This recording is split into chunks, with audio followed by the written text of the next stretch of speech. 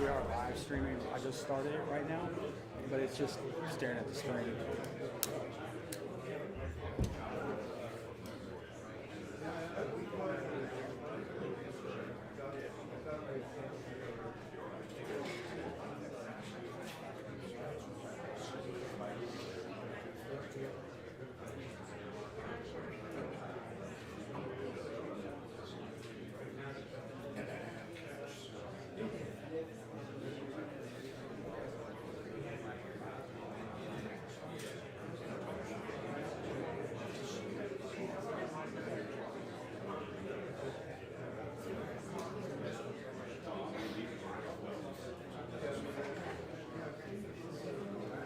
Hey, good morning, everyone. We're going to start practice that we got like 5 minutes before Tate will begin. I just want everybody to know we are live streaming this on YouTube today, so this video will be archived. So if you want to get access to any of these slides or anything, you'll be able to just watch them on YouTube after today. It'll be really good. Also, don't forget on March 15th we have a Stockburning social here on the Young Lawn, just right out front. Just kind of a fun little intro party we throw every year. So please come and attend that. And yeah, other than that, I just want to let everybody know we're streaming on YouTube. There is a second bathroom up here if anybody needs it. And also there as well. So anyway, we'll start this off promptly at 9 o'clock. Okay, guys? Thank you. 10 o'clock. Yeah, sorry about that. Been running too much this morning. Thank you. 1 minute.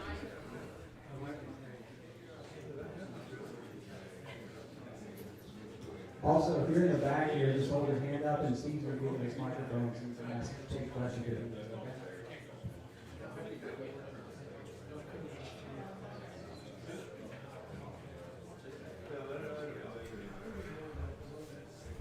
Okay. Podium.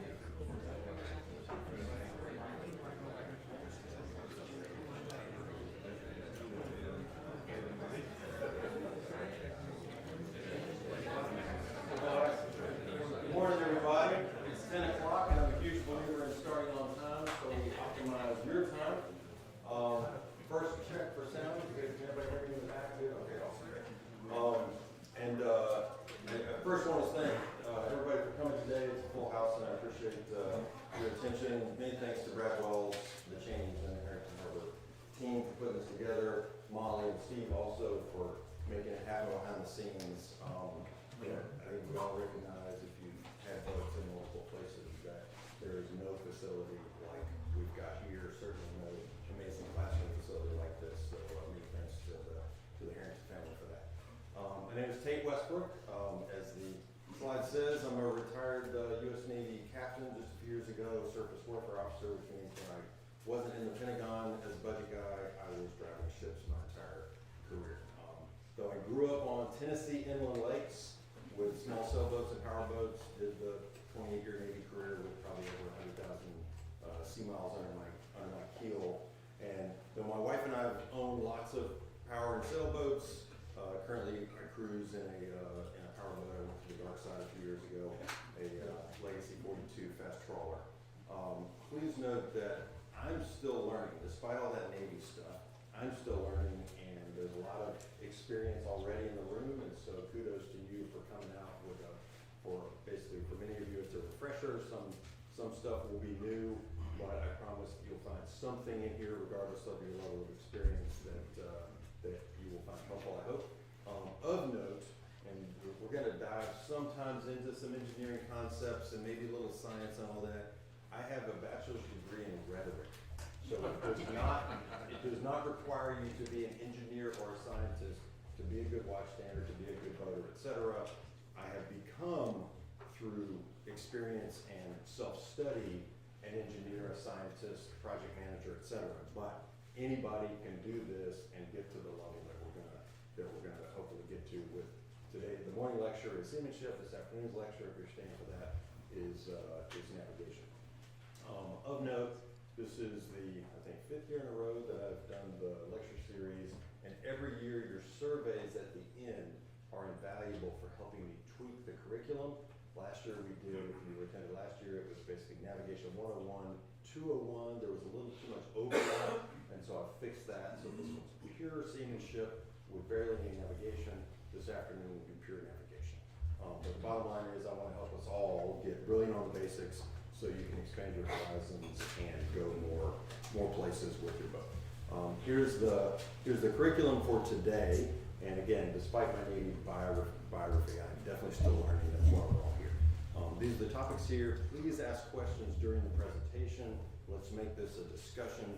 Any question you have when you raise your hand means that there are probably others here who've got the same question. And if it's something that I'm missing in the curriculum, I'll add it for next year. Now, this is not a damage control course. We could do a full day just on that. In fact, next couple of weeks in the series, a Coast Guardsman is coming to teach a full 3-hour lecture just on safety. But I put a couple of things in here that, based on the data, shows that mariners nationwide, worldwide, sadly, still have major issues, and it happened. Spectacular things on Facebook and in the news come from one or more of the three biggies that could affect any of us and ruin our day at sea: fire, flooding, and man overboard. So we're discussing those today, mainly because prevention and mitigation of these literally is a life and death matter every day in recreational boating around the world. The reason I've got the fire bottle here, most users do not know how to operate a portable fire extinguisher. Could I get a show of hands, anybody within the last 10 years has actually used a fire bottle? 1, 2, 3, 4, 5, 6 out of an audience of 60 or 70 people. So that is about right. I can't remember the last time I used one. The Boat US Foundation, which is the educational side of Boat US, they did a test a few years ago where they took 18 volunteers, but they were all boaters. It's like just grabbing 18 people here, boat owners, out, and they took them and did tests on various safety things. The foundation found that when they had those 18 inexperienced volunteers with a small fire burning that they set out in their parking lot, a mix of combustible material, Class A, the stuff that makes white smoke, and petroleum stuff, Class B, that makes black smoke, that people didn't know that you had to pull the pin, or that once you pulled the pin that you had to squeeze the handle, and that you had to keep the handle squeezed and spray at the bottom. So that little acronym passed. I'm confident your Coast Guard lecturer is gonna also discuss this at length, but I put this on here because it really is a fundamental. Now, of note, there's the rule change that you're probably all aware of. Part of it is not so esoteric, is that every bottle on your boat, if it's the kind that has a date stamped on the bottom, regardless of what the gauge says, if your fire bottle is over 10 years old, you must discard it and replace it. The rule's been in place for several years, and to me, this is not about passing your next Coast Guard boarding or your safety inspection. It's making sure that your fire bottle is extremely reliable. All of the standard boat BC or ABC units are a packed powder material with a propellant inside, and the material gets caked and solidified. You should at least once a year take your bottle and invert it, shake it upside down. But that's why the 10-year rule applies, is because eventually, even if the gauge still shows you've got pressure, the firefighting agent in the bottom may be all dried out or won't actually dispense. The same Boat US Foundation noted that for a Class Alpha fire, which is paper materials or wood or ash, the things that produce ash and that make white smoke, our boats are filled with them, that it takes way more than one standard B-class extinguisher, the little 5-pounder that most folks have on their boat. The Coast Guard minimums for which they will inspect you only specify Class Bravo, which is, of course, our vessels have got engines, and so Class Bravo material is the fuel. Also, just about everybody here has a fiberglass boat. When that's on fire, it's Class Bravo. But the key is that the discovery of the data, and of course, Boat US Foundation, it's an insurance company, so they're very interested in safety to reduce claims. They recommend at least one 3-class extinguisher. All the ones on my boat are rated for A, B, and C. And that little 5-pound bottle, which is kind of the standard one that's 4 inches around that most of us have on our boats, that lasts about 10 seconds for dispensing. That's it. And their test, especially for alpha material, and I mean, any fire you've got on your boat could affect other things like the upholstery and the curtains. That's an alpha fire, and in only 5 seconds of dispensing agent, you're gonna run out. So, not enough to do the job. Now, of note, the Coast Guard minimums, I've got an in-depth article on my website, crawleryisland.com, that talks about that the minimums are there, and it's kind of like the USDA allowance for vitamin C. A reminder that the USDA allowance is which is required to keep school-aged children disease-free. That's a pretty low bar. Similarly, the minimum Coast Guard requirements for your boat, I assure you, is not enough in a real fire. And if you do own, and the specifics, there's a couple little esoterics of the grandfathering in, but if you own a boat that's newer than 2018, then you must replace any of the old B1, B2s with the UL listed type 5B or 20B. If you've got a 2017 or older boat like mine, you can keep your B1 and B2s as long as they're serviceable up to that date requirement that's stamped on the bottom. So I'm a huge fan of having more, and in the Navy we have a thing that's called the Rescue and Assistance Detail, which is if there's a fire on another ship down the pier, or in my case it'd be if we're at the Marina and there's a fire on a friend's boat, I don't want to run down there with a little 5-pounder. So I've got a 5A 40BC, big fat monster like somewhere in this room. Yeah, it's right over there. The big 5A 40BC is what I've got right next to my helm stand, and I've got one. Yeah, grab it. Yeah, this size. And of course, the reminder is you've got this big silver pin here. You've got to pull that out, and then you've got to squeeze the handle and point this agent at the base of the fire, sweeping back and forth so it goes out. So from here, this one says, yes, 4A 80BC. So this one is extremely capable and probably, will probably discharge for about a minute or more with firefighting agents. Yeah. Gotcha. So if I'm the guy running down the pier to help you in your boat fire, you won't be carrying something big like that.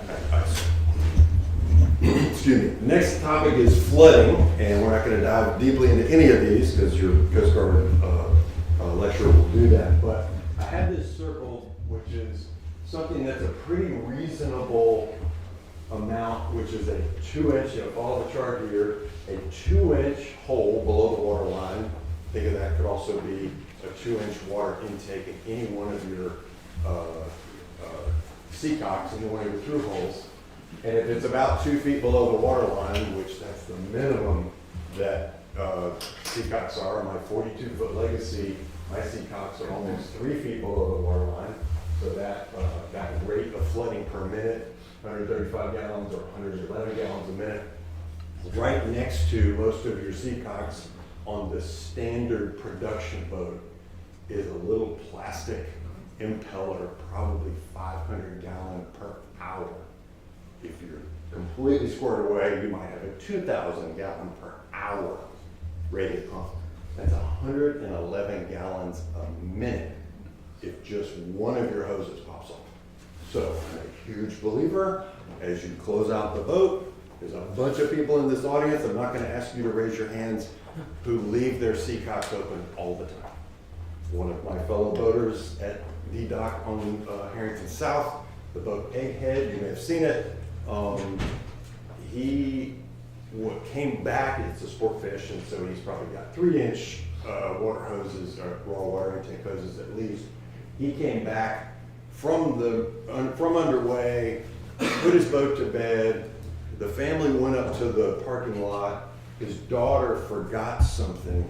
She went back to the boat and stepped into like shin deep water in the salon.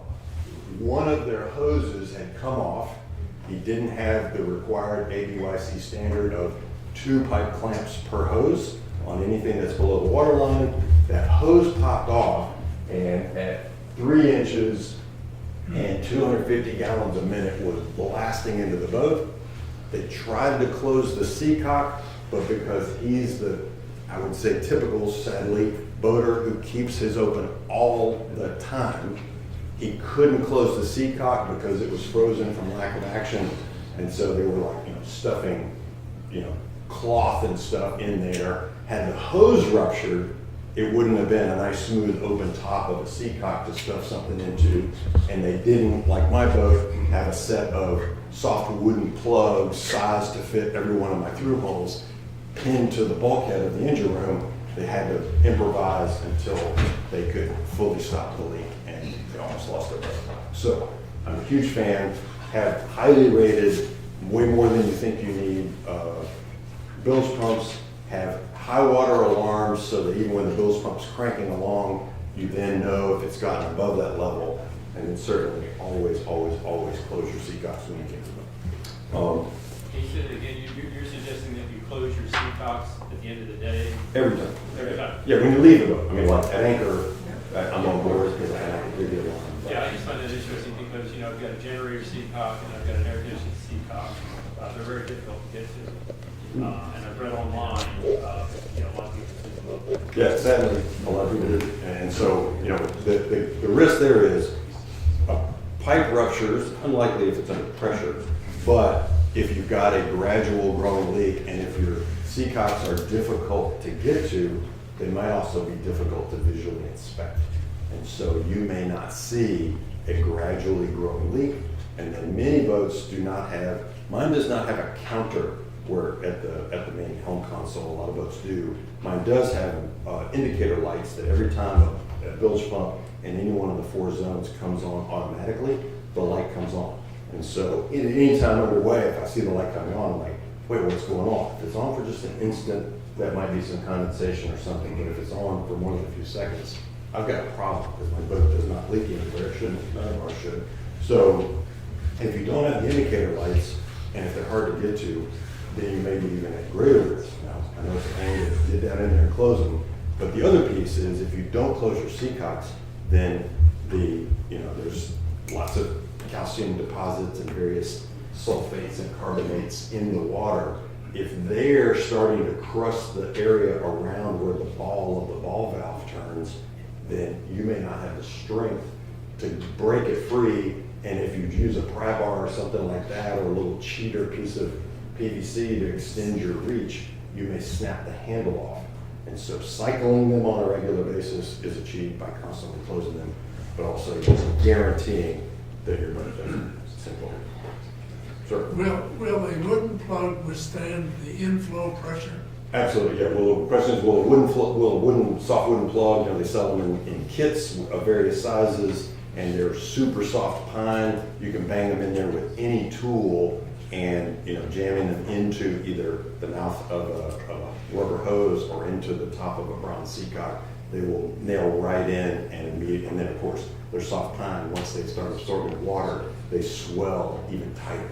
So it's a very effective damage control. Seacocks above the water line, like the one to the sink, are you closing that too? No. Only below the water line. Yeah, in fact, a lot of boats, the seacocks. Same goes for the cockpit drains and things. Right. Yeah. You don't want to stop a drain, and in fact, many boats, like their gray water system sinks, just drain directly over the side. I don't have a seacock from my galley sink, for example. It just goes straight over. But yeah, this is truly below the water lines. How about to your engine? I'm sorry. How about to your engine? Oh yeah, the mine's 4.5-inch monster hose, big, huge, great boat. I close that every time. That'll live about the boat. Hey, Tate, I have a question. So on your seacock. Velma, one of my fellow budget colleagues from Pentagon. So if you have like one that's pretty hard to close, I have one. It's above the seawater level, but it's really getting hard to close. I guess it's not looking like that yet. But are you gonna go into what's the best way? Do you worry about it? Do you try and close it? Because you said that you might break the handle. Yeah, if you overdo it, now they make some little, you can use a PVC pipe as a little cheater to help it, but it's starting to get really tough to turn. And when we bought our boats, my boat was a 2005, we bought it in 2018 from an owner that clearly had kept them open all the time. A couple of the seacocks would not even close, And so when I hauled it the first time, disassembled every one of them, and every brand of Seacock has a seal kit that you can buy. You disassemble it, you clean off all the crud and the various deposits that are on there. You replace all the seals, and now after doing that, and we did that right when we bought the boat.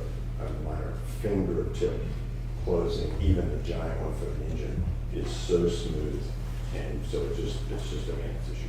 But if you close and open yours every single time, and they operate smoothly, then you'll never get to that. You probably have a bunch of crusty, carbonates and sulfates on the ball itself and around the seating seal. All right. So yeah, this is kind of the big picture of prevention of flooding, and then we'll move on to our next topics. But getting ready.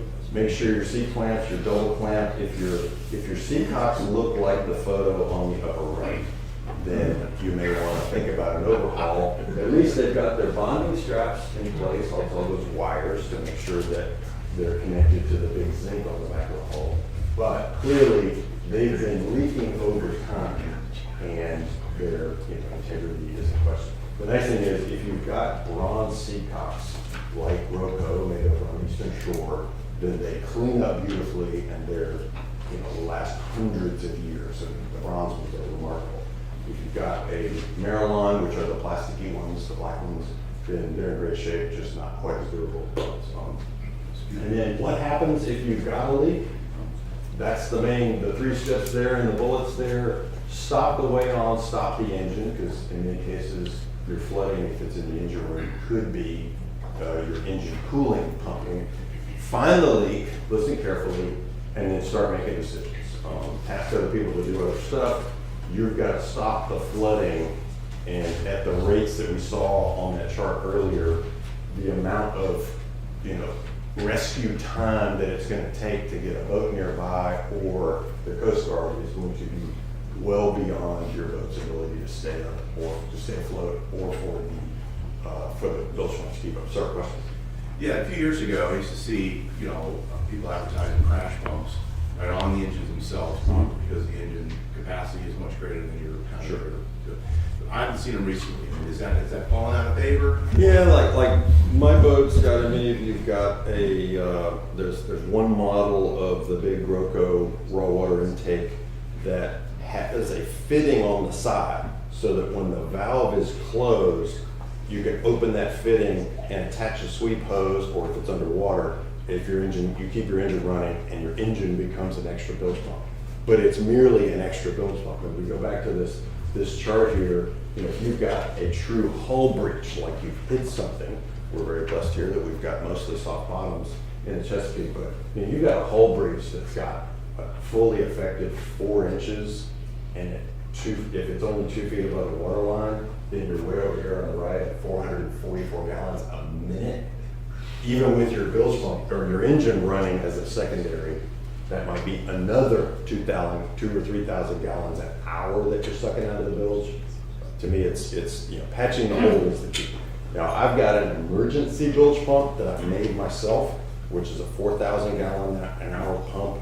It's got crimped on long alligator clips, so I can use it anywhere on the boat, and then it's got a flat stow 2.5 inch discharge hose that rolls up tight, but I've got 50 feet of that, so I can put it anywhere in the boat, run the power to an adjacent battery or nearby battery, and discharge.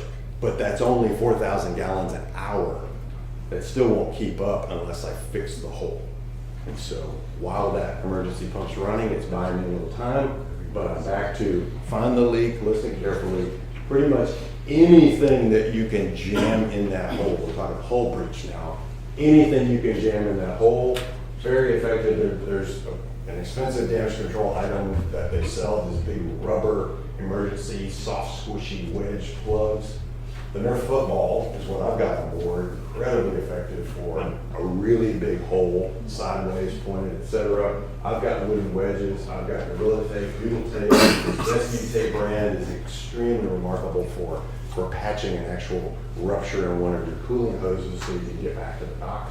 And then for offshore work, much of these other ones like a wax toilet ring to jam and make a seal, spray foam can is to fill the gaps around some plywood that you're putting on a big hole. I mean, this is offshore stuff, but these first few, flashlights, wooden wedges, foam plugs, gorilla tape, self-sealing rescue tape, to me that's a minimum underway at all times in the Chesapeake kind of safety kit.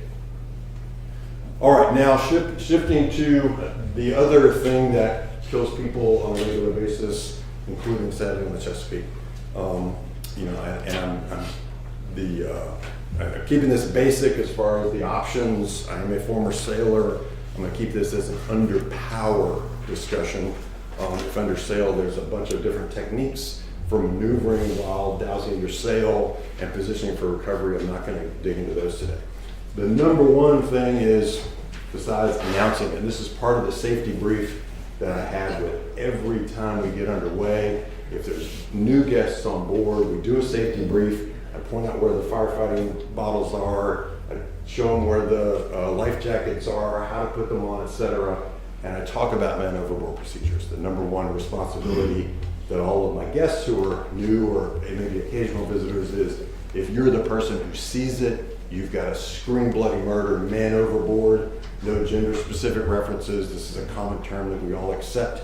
Please say man overboard unless you want to come up with a different term on your boat. But even your guests understand what that term means, so I recommend using that.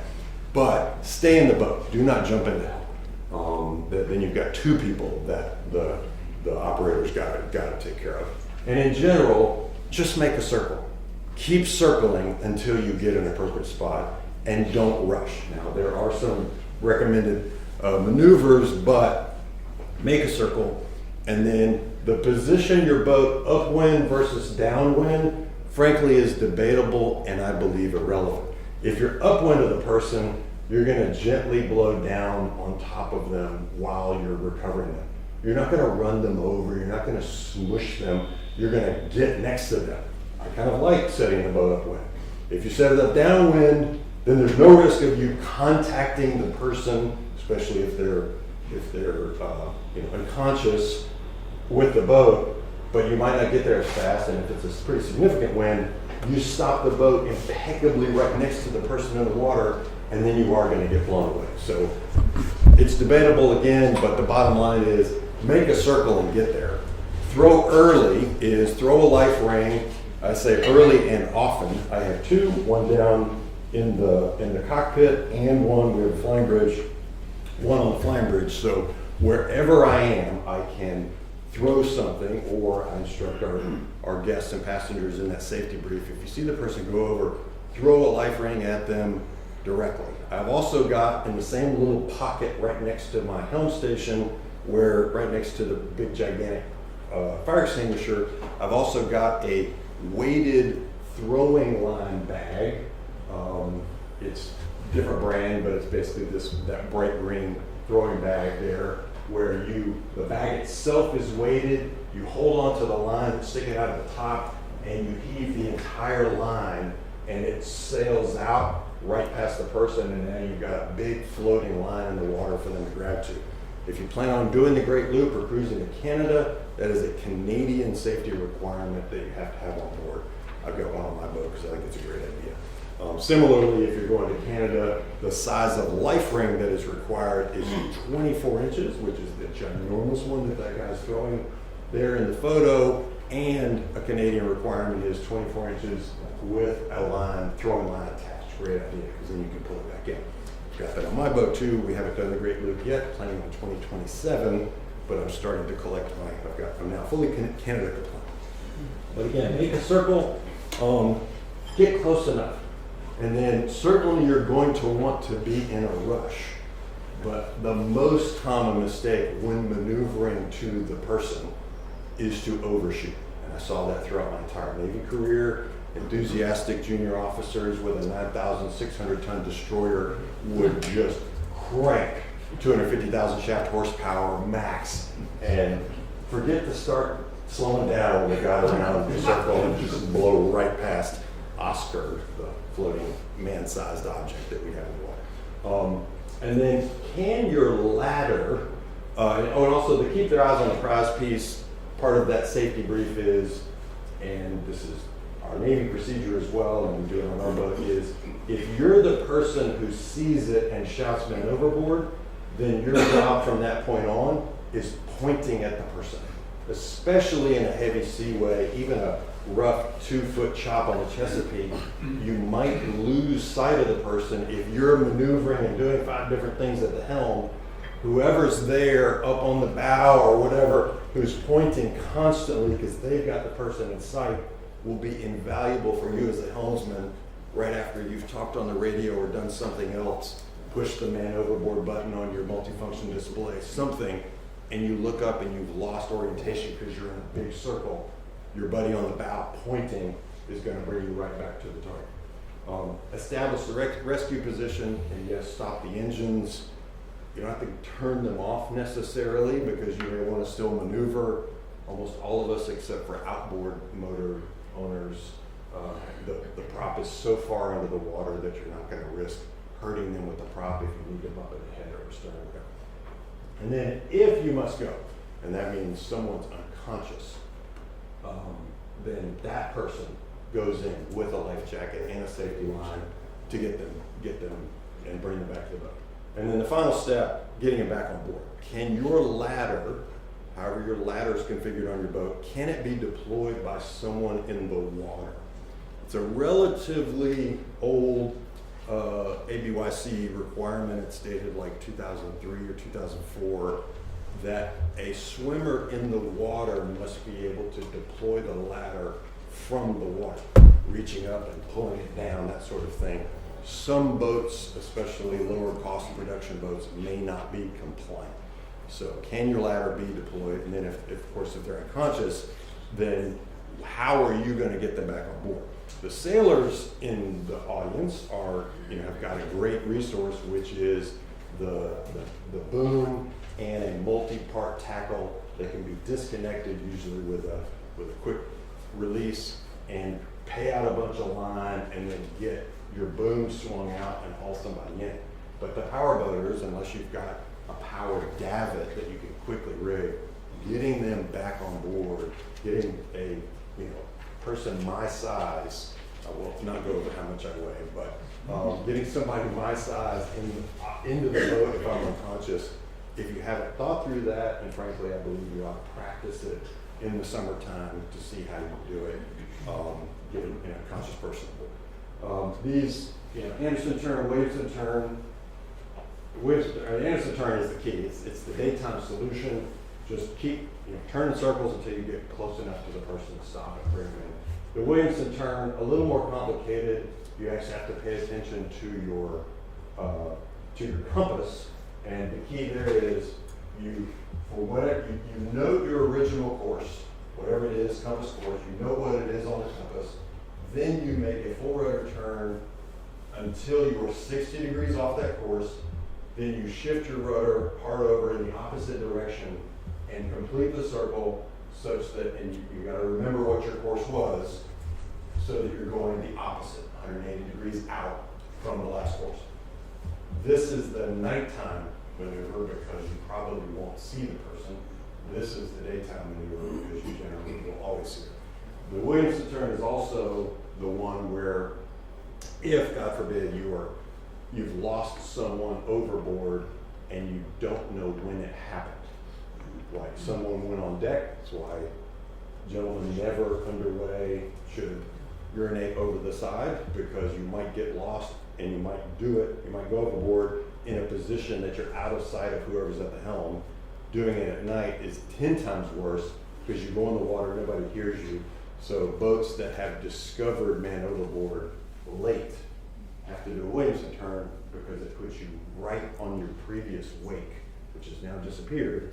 Puts you right on your previous wake, you get on the reciprocal course, you slow down, and then you get people on the bow looking for the persons. Any questions on man overboard before we jump? Yes, sir. Yeah, so mine has a man overboard, line chart plotter. Yep. Right? Yeah, I'm surprised you didn't mention that. Yeah, to me, if we're gonna get into which button to push in a man overboard, it would be you flip up the red cap on your radio, we'll get to that later, and press the digital selective calling emergency button. So that while you're still trying to find the person, the Coast Guard is going to alert you to your emergency. If you practice, I'm just about, the question was, what about chart plotters, multifunction displays that have a man over button? Almost everyone does. I'd say probably everybody in here's got that button. It's usually the same button that drops an instant waypoint, and usually you drop it and press and hold on those brands, and it puts a pin right there that you can then maneuver back to. The only thing, and we'll get to this in the navigation lesson this afternoon, GPS accuracy and errors make that plot, that point in the ocean, plus at absolute best, plus or minus 16 feet. So not a bad point to begin your search, but I would, in a daytime scenario, this is a visual recovery for sure. If you, I'd rather helmsmen be spinning the wheel the minute they hear man overboard. And maybe later, after your turn's going, you've got it, well, you throttle ahead, you're in the middle of dousing sails. I'd rather you be doing that than messing with an electronic tool. It could help you now in the person lost standpoint. It'd certainly be very helpful because you'd be able to convey that to the Coast Guard. Here's what I dropped, here's the pin, you click on that icon, it gives you latitude, longitude. That was where I was when we first heard or first discovered, and it helps them build their plan. But I wouldn't make it the first step, and that's why I didn't. But great question. Can you throw a beacon of some sort to that person? Yeah, the question is, can you throw a beacon? Now, the ultimate beacon is PLB and a few other, ACR and a few other companies make personal locator beacons, which are little tiny flashlight-sized objects, which are, at a minimum, they're little miniature EPIRBs. They're transmitting at 121.5 megahertz.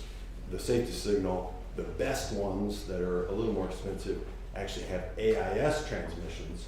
And so if you're in an offshore scenario, then I'm a huge fan of everybody who's on watch and on deck. Where's a life jacket if they have to go on deck if you're offshore, but each of those life jackets for your offshore crew are fitted with a personal locator beacon. It does require a conscious person to press the button. They're not like the water-activated personal flotation devices that you hit the water and a moment later they inflate. PLBs do not have an automatic function. You've got to expose the cap and press and hold the button. But huge fan of those. And then you can configure. I'm a geek. I've got a small water-activated strobe light velcroed to my main life ring. So when it goes in the water, I've got a strobe there. So in any kind of low light situation, I've got a visual beacon. But other than the personal locator beacons that have to be activated, there's no true beacon other than a light that you can put on your for minute. In the Navy, we also throw a smoke float, which is big visual, but it can burn you, so we don't use those on small boats. All right, so next topic, we're going to jump into the comm specific. It's good. We've had a couple of questions about beacons and digital selective calling. We're going to dig into that again. Ask questions about this. Almost all of you've got these exactly on your boat. Now, before we jump into that, I'm going to get into, and I apologize, that's a little off the screen. We've probably got a few. It's common in the boating cruising world. Also have some private pilots and maybe some commercial pilots in the room. The aviation world has a thing called cockpit resource management. The maritime world has crew resource management. Any of you in like medicine and law enforcement, first responders, etc., you have similar procedural based things that are all based on communications across the team.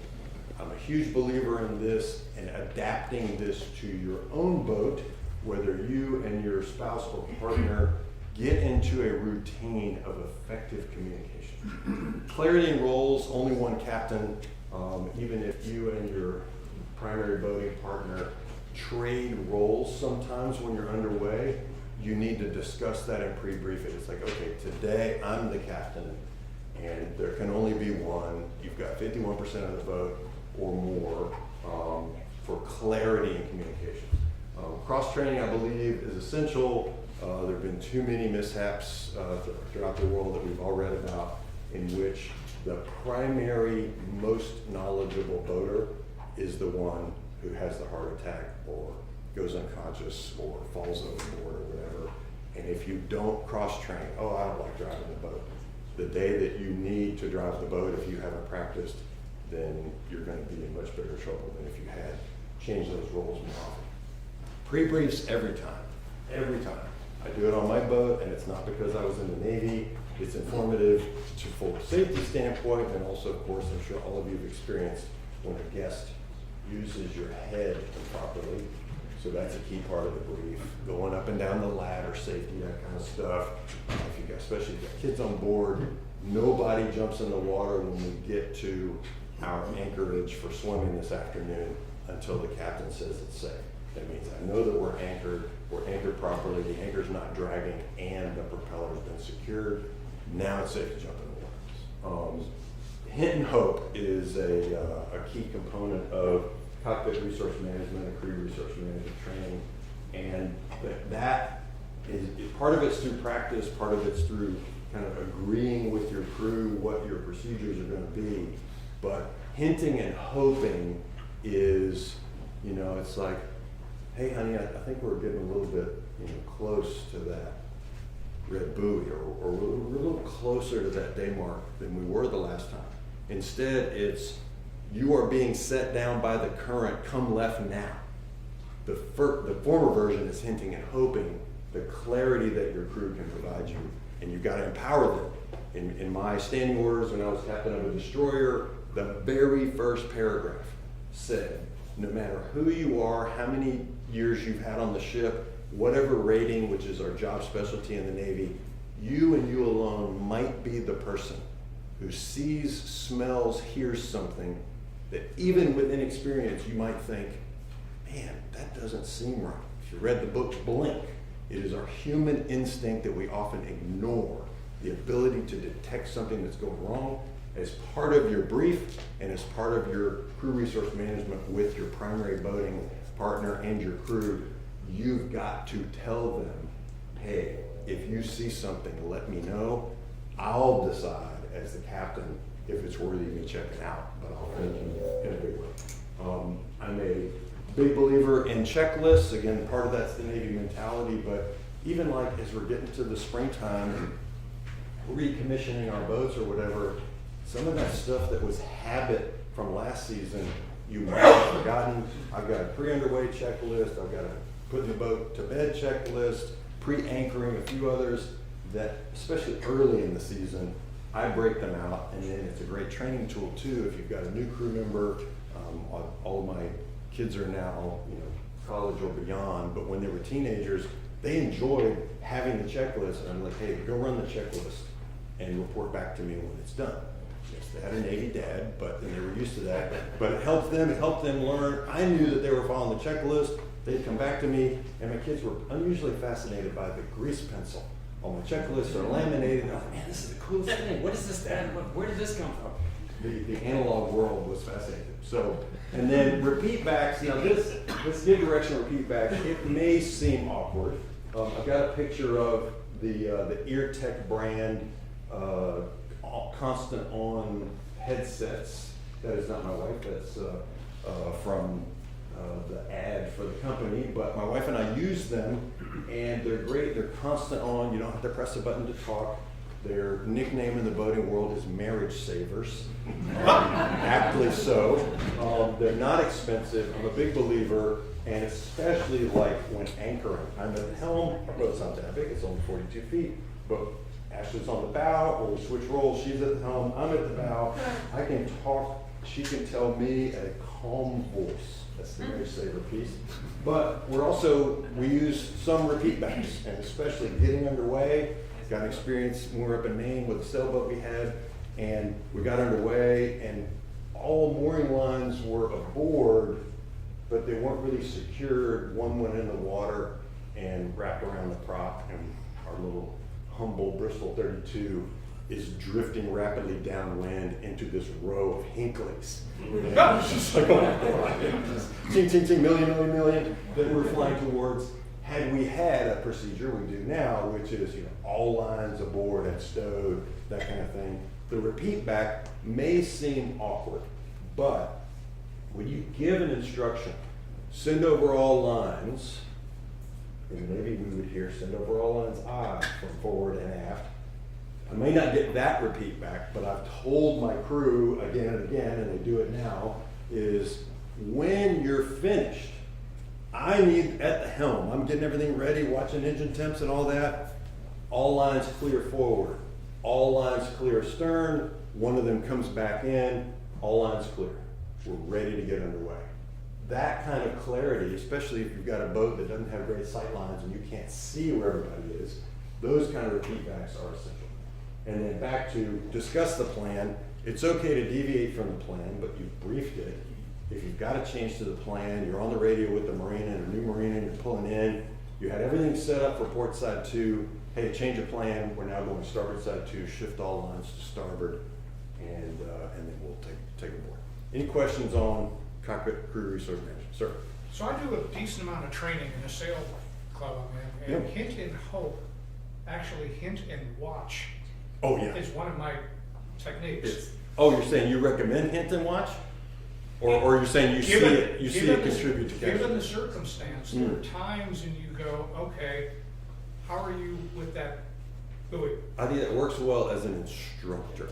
Absolutely. It's like, yeah, is there anything about that buoy that you might notice?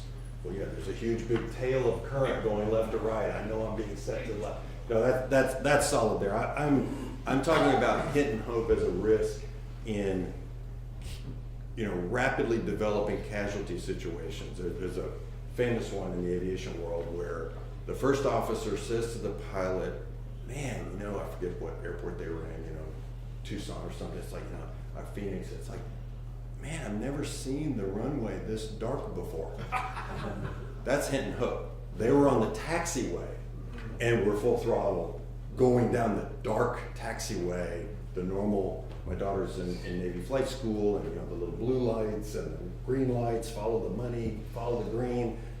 They ignored all of that, and the first officer hinted and hoped, and they collided with a parked aircraft on the ground and lost both aircraft. So hint and hope's bad, and there's a risk in there's a hierarchy on all of our boats unless both, you know, husband, wife, primary and partner, whatever, are both deeply experienced mariners, and then maybe they're so good that they don't communicate. But in most cases, there's a knowledgeable and a less knowledgeable boater, and that less knowledgeable boater might be less inclined to speak up, and it has often resulted in documented tragedies. So I'm a big fan of, and you've got to work that out. You've got to make your plan and practice, etc. So now, as we shift to comms, we'll do external, internal. We just kind of did truly internal, which is crew resource. Just some of the basics of the VHF radio that we've all got on our boats. Just part of the requirements. If your vessel is equipped with a VHF radio, whether voluntarily or required to, there's some larger vessels that have to have one, but it's pretty safe to say everybody here has got a VHF radio on their boat. They must maintain a watch on channel 16 whenever the radio telephone is not being used to communicate. That's straight out of the FCC specifics, and it's codified in U.S. law and in Code of Federal Regulations. So you've got to keep 16. And then USA channels, there's a setting on everybody's radio. On this one, you can see in the top dead center of the screen, a little INT. This vessel is incorrectly set their alternate channels. 16 is the same frequency everywhere in the world, but there's a bunch of different channels that are 1/4 megahertz or 1/2 megahertz off. If you get underway and your screen does not have a USA in that place or a U, there's US, there's international, and there's Canadian channels, then you've got to switch, because if you go to one of those alternative channels, you can't hear. Sometimes they can hear you, but you won't be able to hear the response, or you won't be able to hear each other. Squelch, very misunderstood setting. Some are knobs, some are press and hold in numbers. You want to turn your squelch down because it's a filter. It is filtering out signals. You want to turn it down until you hear that annoying white noise, and then turn it up just a hair. Or just if it's a digital squelch, up and down, just one number up until it's quiet. That means that the weakest possible radio signals trying to get in touch with you will be detected. I check this every single time I get underway, and I check it on anybody else's boat. If I'm at the helm, I turn their squelch down until I hear white noise, and then crack it just above. And especially on other people's boats, I frequently find squelches cranked up way too high such that they would not have heard somebody else calling them unless they were maybe right next to them. 16 or 9. 9 is the alternative calling channel, but 16 is required by law. And then if you're talking on the radio, we all hear egregious violations of this, but switch to the channel, listen for a minute. Don't jump right in because somebody may be in the middle of a key conversation. You key the mic and keep holding it down and slowly and clearly call the name of the vessel, in this case the vessel Beagle, Beagle, Beagle, Beagle. This is Andiamo, channel 16. We don't say 16, we say 16, over. We release the mic and we wait. Let's be patient. They might not have had their radio turned up, they might have had their squelch too high. You do it again, you wait, and if your friend or the Marina doesn't answer you, you then you leave the channel. You clear the net for others to use by saying this is Andiamo, nothing heard. But if they do respond, Roger, shift and answer channel whatever you hit, 6869, 7172. If you are calling another vessel to do maneuvering, if you're calling a commercial vessel, they will always be on 13. If you're calling your bridge, your pilot house to their bridge, or a literal bridge, all of them are on 13, except in Florida. They'll all be there. Have a quick conversation, but on 13, it is the working channel. It is the bridge-to-bridge channel for navigation and maneuvering instructions. You don't hail somebody on 13. You're always on 13. You do your business. It's only 1 watt by design, so it's just a small little bubble that you're covering. You're not booming halfway down the Chesapeake at 1 watt, and then you drop off. Now, here are the requirements. If you've got like the boat that's on the hard right next to the building here, it is clearly over 66.5 feet. They are required to get a FCC ship station license, which is woven in with their MSI number. We'll get to that in a minute. Or if you want to leave the United States, you have to get a ship station license, which includes an international MSI number. And then if you're in a similar size vessel or you want to do the Great Loop, you as an operator also have to do the restricted radio operator permit. Those are requirements. I don't have any evidence of Canadian officials stopping boats and fining them for not complying. But I'm a big fan of following the law, especially when we're crossing international borders. So if you leave the country or you're fortunate enough to have a ginormous, greater than 20-meter vessel, then you've got to do this as well. The basics here of things that you hear on the radio when done properly, Roger does not mean yes, it just means I just heard you. All it means is I understood your last transmission. Over, I'm done, it's your turn. And out, I'm completely finished. You never say, like we sadly see on TV and film, over and out. Which is it over and the conversation's still going? Or is it out and you're done? It's never, ever, ever, ever, ever over and out. Affirmative and negative, it's a longer word, it's crystal clear, yes and no, or a little brief. Say again, and then especially if it's a big stream, if you only heard part of it, say again after whatever you said the last. Stand by, you're kind of securing the net for a moment. You don't want to do this on 16. 16 is just for hailing and emergencies. But stand by, I've got to look up something, I'll get back to you. And then I spell, if you've got to say, if you've got a boat name that's really weird, like mine, Andiamo, which means let's go in Italian, then you might have to spell it out if somebody really needs, a Marina needs to write it down. If you're going to put numbers in there and you spell those out, especially for giving a cell phone or something, and then you stage digits separately. And this is not just Navy stuff, this is FCC standards that are there for marine radio. And then, very important, if you're having to provide latitude and longitude, you shouldn't need to if you're in distress, because your DSC will do that. We'll get to that in a second. And the Wilco is I'm going to do what you asked me to do. Not the same as Roger, similar to affirmative, but this is what I'm going to do. I need you to come left.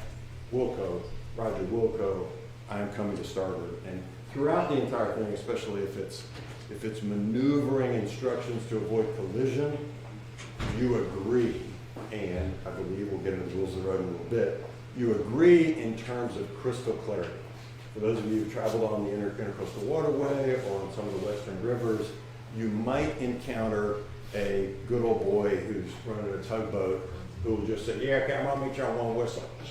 We'll get to later what a one whistle port-to-port passage means, but if good old boy, in Tennessee, I'm qualified to say good old boy, if the good old boy at the helm who's on watch on the tugboat says, yeah, one whistle, I clarify, say, Roger, Captain, concur, one whistle, port-to-port passage. I'm coming right now. I'll give you plenty of room for that. All right, so now we're talking about radios and wattage, that sort of thing. There is, if you're a flat earther, you can leave the room now. There is a curve to the earth, it is round, and radio waves propagate more or less in a straight line. We'll get to some of the oddities in a moment. But this applies both for your antenna for communications, which in most cases is higher than your radar, but also applies to radar. Your radar's on your vessel somewhere is probably like mine. Mine's on a mast. And I'm not a big fan of public math, but the formula here is basically the square root of the height times a little more than 1. So I can't do the square root of 17, but I can do the square root of 60. That's 4. So 4 times 1.22, I can't even do it in that. I've got it right here. That is 4.88 nautical miles. So basically, my 17-foot tall radar can see about 5 miles. Now that's defined as what it can see to the skin of the radar horizon, right here. Now, if I'm detecting some object that's larger than those radar waves, or my radio antenna is 25 feet tall, I can do that square root, that's 5 times 1.22. So my radio antenna will, to the skin of the horizon, only do a little over 6 miles. Think about that in the reverse. If you're in the water in a life raft, or your personal locator beacon is transmitting AIS, or you happen to have gone overboard with a 6-watt handheld radio, then your ability to transmit to my 25-foot antenna, I can probably hear your radio at 6 miles, which is pretty good. Now, if we're talking to another antenna that is of a similar height, then both antennas are sticking up above the curve of the earth. They can talk to each other, so we effectively, for guaranteed, your 25-watt VHF radio communication on my height boat is going to be about 15 miles. That's a guaranteed. That's just like propagation in a theoretical vacuum. The good news is that in addition, this is the esoteric piece, above the surface of the water, and it's better in the summer, there's the evaporative surface duct, which is moisture that is leaving the bay or the ocean or river that you're on. It creates a little narrow tunnel that's, depending on the heat of the day, 20, 30, 40, 50 feet tall, of different density moist air, and your radio wave or your radar beam will bounce between the surface of the water and the top of that evaporative surface duct. And so in practice, you've probably heard, in hearing what they're talking about, you can hear ships in Baltimore talking. Now, granted, they're 200-foot tall antennas talking to my 25-foot tall antenna. Some of that is their height, but some of it might also be evaporative surface duct. Yes, question? So within that distance, does the power of the radio have any effect? The question is, does the power have any effect? Absolutely. All radio channels except channel 13 and a couple of the vessel traffic service channels, your radio is limited by law to 1 watt. You switch to 13, you'll see the display drop from 25 to 1. In those 1 watt only channels, you are limited by wattage range to about 2 or 3 miles typically, and the wattage is more important than the height of the antenna. At 25 watts, that's a big booming signal, and that's why all of our VHF, even the ships, the strongest VHF radio for marine band on any big ship is the same radio we've got, which is 25 watts. Great question. The safety-related channels, the 3, International Telecommunications Union recognizes the 3 channels all internationally, 13 for bridge-to-bridge, 16 for emergency, distress, and hailing, and then channel 70 is the digital selective calling channel. That's why you don't see 70 listed here, because it's for digital data only. Several gaps on this list as well. Some of those are weird simplex, they're one direction only channels, or receive only channels like 3 and 15, and then again 70 is the data channel. I mentioned digital selective calling, that is the red button, and I said pretty much everybody in here has got a radio that's newer than the late 90s when digital selective calling came about. If you need that emergency function, we'll get into that specifically in a minute, but when you do that distress call with the button, we'll talk about how to do it, you are transmitting on channel 70 with that. Again, we talked about 13 earlier, basically all the ones in bold are the ones that all recreational boaters here in the room should be only talking on. Back before we had cell phones, you could call the marine operator on channel 24, 25, 26, or call on 16, they'd move you to one of the marine operator channels, and they would connect you to a land telephone. I haven't used that in forever, so I don't know. Which is the red one, on what channel does it? 70. It's automatic. You can't change it. You cannot select 70 on your dial because it's digital. We'll get to that on the next slide. Sorry, you had a question.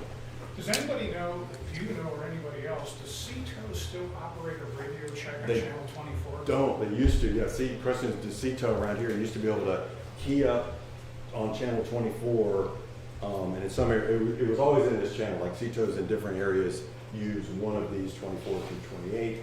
When I was in San Diego, it was 26, and you could literally call up, dial up to 24 and say, "This is Andiamo making radio check from Herrington South," and a moment later, that channel would repeat your own voice right back to you, and you knew where CTO was. It was in Annapolis. It's like, man, that was a great way to get a radio check. Yeah, sadly they don't here anymore. They're around the country, but they don't. So what do you do now? What you don't do is you don't do it on channel 16. The absolutely forbidden. Finally, every once in a while you'll hear it. The Coast Guard watch standard just exhausted. So what channel do you reach then? 9 is the best because, and others should be on there.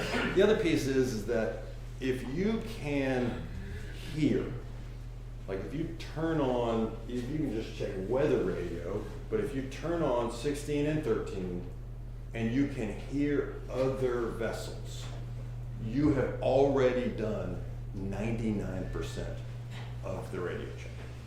I do not do a radio check every time when I go into it, because as long as I can hear, these are, long ago, radios had separate transmitters and receivers. They're now transceivers, and it may even be in the high decimals of 99-point-something%. You have validated your entire communications path, cable connectivity, antenna, variable standing wave ratio, all that stuff, when you can hear other vessels talking. And if you don't, it's probably your squelch. And if you still can't, then you actually may have a radio problem. But I don't do it. But you can also arrange with a buddy, talk. 9 was designed to get recreational boater yahoos like us off of 16. Most people don't use it. Some marinas, website with on 9 and 16, they rarely actually do the 9, but 9 is dedicated as the boater calling. But sadly, the adoption of it has never really taken off. So, if you're underway and you have to be monitoring 16, you're not gonna hear anybody on 9 unless you have a second radio. And you have to have now 2 radios, one monitoring. you are the straight man. I would say, with the exception of maybe one person in this room, everybody's radio has dual watch. Dual watch capability. The button usually says dual, or it says DW, like this icon. You press dual watch, and you have now enabled, it's a receiver only. The receiver is always tuned to 16, and then you dial and select the other channel. Well, I've got handheld radio, and I've got primary VHF. I don't have 2, but because of dual watch, I can always monitor 16, and I'm underway with 16 and 13, because I start any hail of any other vessel that I want to talk to for navigation, collision avoidance purposes. I call them on 13, as is required by law. Only the commercial guys answer me back, because they're always on 13, because they too they follow the rules. But my radio shows 13 in the big numbers, and then a tiny little 16 when I'm on dual. If someone calls on 16, the little 16 blinks to tell me, that's on 16. Which is also why every time you're hailing, you say what channel you're on. Especially if you're calling like a Marina that's got 5 radios in the office and they're monitoring 6.8, 6.9, that's their working channel, and monitoring another one to talk to their dock hands. You remind somebody on a vessel, especially a ship that's got multiple radios, this is Andiamo, channel 16 over, and they reach for the radio that's always on. But for all of us, we've got dual watch. I'm confident nobody in here doesn't have dual watch. And then there's another alternative absolutely every radio has, which is not quite as great. It's called scan, where you can go through, if you wanted to say, listen on 9, 13, and 16 on one radio. Well, now you can't do it with dual watch because that only gives you 2, 16 receive only, and then whatever channel you dial up. You can go through the channels, and any radio that's got scan has got a different button called tag. And so you go to 13, hit tag, 16, hit tag, go to 9, hit tag, and then anytime you press the scan button, you will see the numbers going 9, 13, 16, 9, 13, 16, just going. Now they're going really fast, so if you put more than 3, the numbers just flicker. You don't know which ones you're monitoring. You can't remember which ones you set on the tag button. But if you want to do more than 2, you either need a second radio. I've got a handheld, so if I had a third that I might need to be on, like if you're buddy boating with a group, that dual watch is great for that too. But again, you also need to be on 13. 13 is only on 1 watt, so 13 is perfect for your handheld, or if you're buddy boating, the buddy boat is on handheld because the antenna is not as tall. But everybody's got dual watch. Please find it and use it, and it's an extent. Real quick on that. Yes, sir. Just, it's a really good refresher. But you transmit only on the channel that you're on. Right. So if someone calls you on 16, if they say I'm on 13, I gotta you've got to manually spin whatever's in the big number is what you're transmitting. If you've got dual watch, you are receive only channel 16, and whatever you have dialed in the big number is what you're both listening and can talk on. So if you're in dual watch and somebody calls you on 16, you've got a spin over, or almost every button's got a quick to 16 button. Quick to 16 and lets you instantly, not having to spin the dial. Like if you're on 6.8 talking to a buddy boat and you hear somebody on 16, you just hit the 16 button and you're immediately talking to them. So a question, Sure. if you have a portable one also, Yep. can it act totally different than the one that's in the cabin? Yes, the question is if you have a portable handheld, can it be totally different? Yeah, it is a completely different transceiver in your hand, different antenna, different transceiver inside. Even the little ones have dual watch. And so you can have. So you can have more than 2 channels, one with that one. Absolutely, yeah, you can do 4. The other one? Absolutely, yeah. Well, thanks.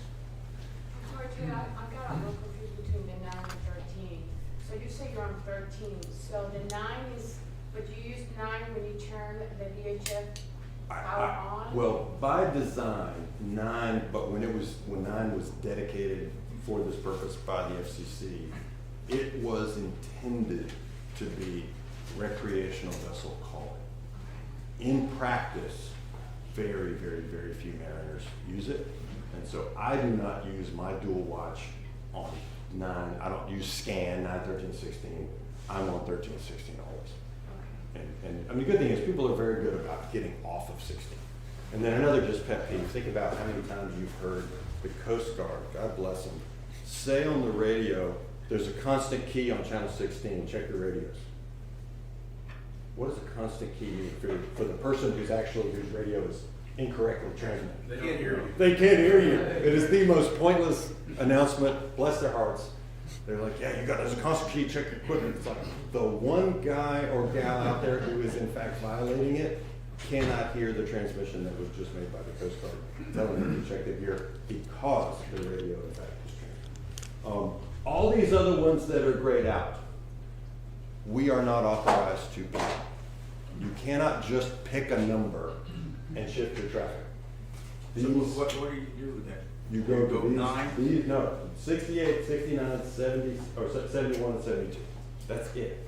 That's it. Unless you're talking to the Coast Guard and they want you to be on their working channel, you cannot be on their other only Coast Guard to Coast Guard working channels. And when they say restricted, there's U.S. Code of Federal Regulations behind it.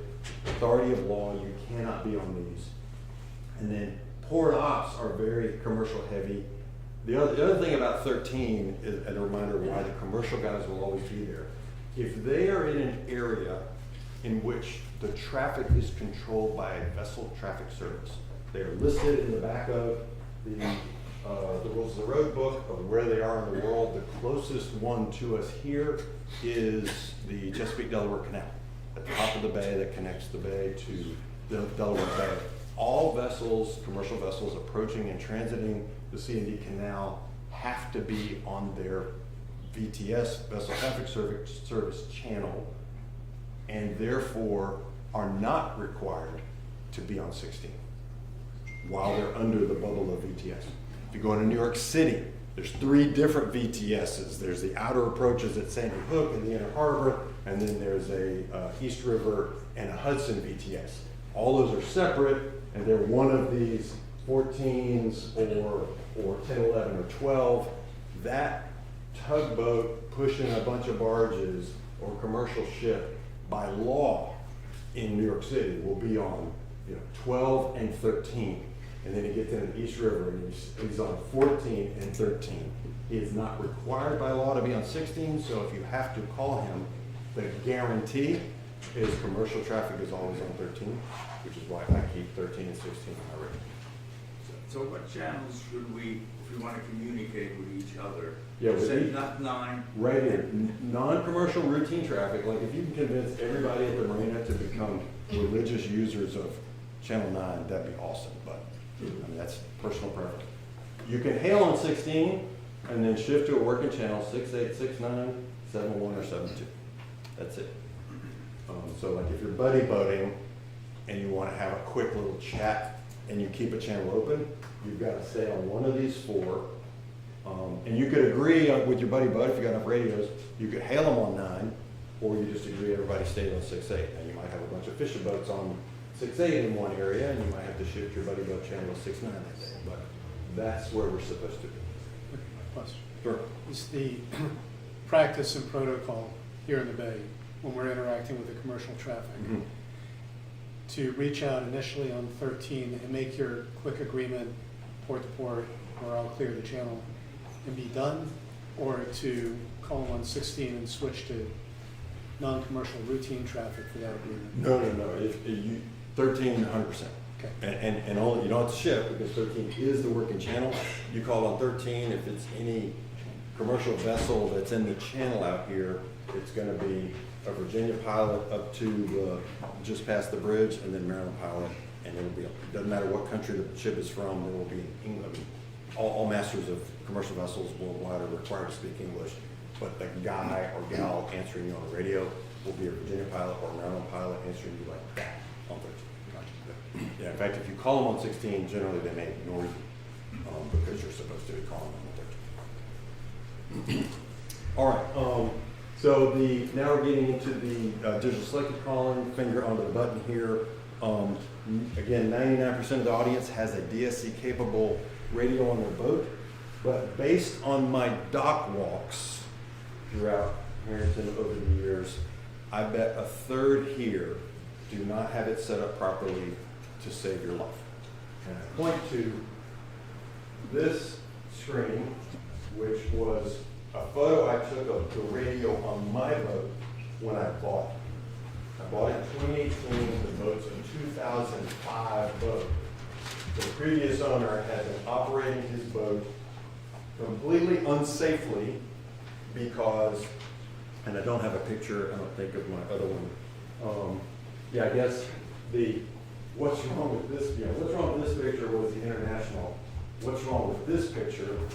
Some of you here, you have no position, no time displayed on your radio. And that means that GPS has not been connected via the separate cable onto the port that's available in the back of the radio, so that when you press the red button, lift and press, then your radio doesn't automatically transmit your precise position down to 3 decibels. 3 numbers after the Z. And if you don't have an MMSI number, a Maritime Mobile Service Identity number, then all the other data that goes with that emergency transmission, the name of your boat, your name, your emergency contact information, and a description of your boat.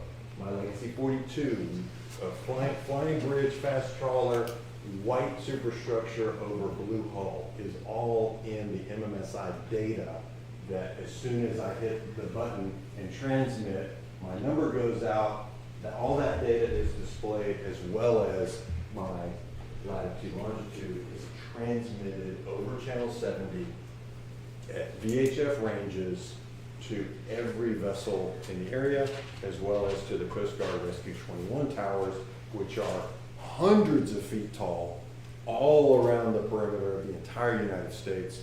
So on that, range curve of the earth thing, you're 200 plus miles offshore, the Rescue 21 towers can still detect your transmission.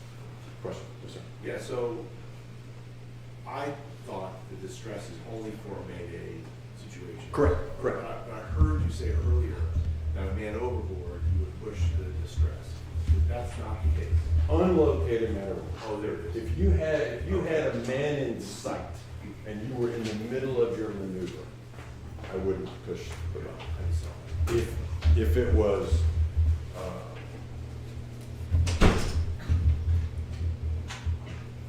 emotional topic for me, because I had a man overboard one time in my Navy career.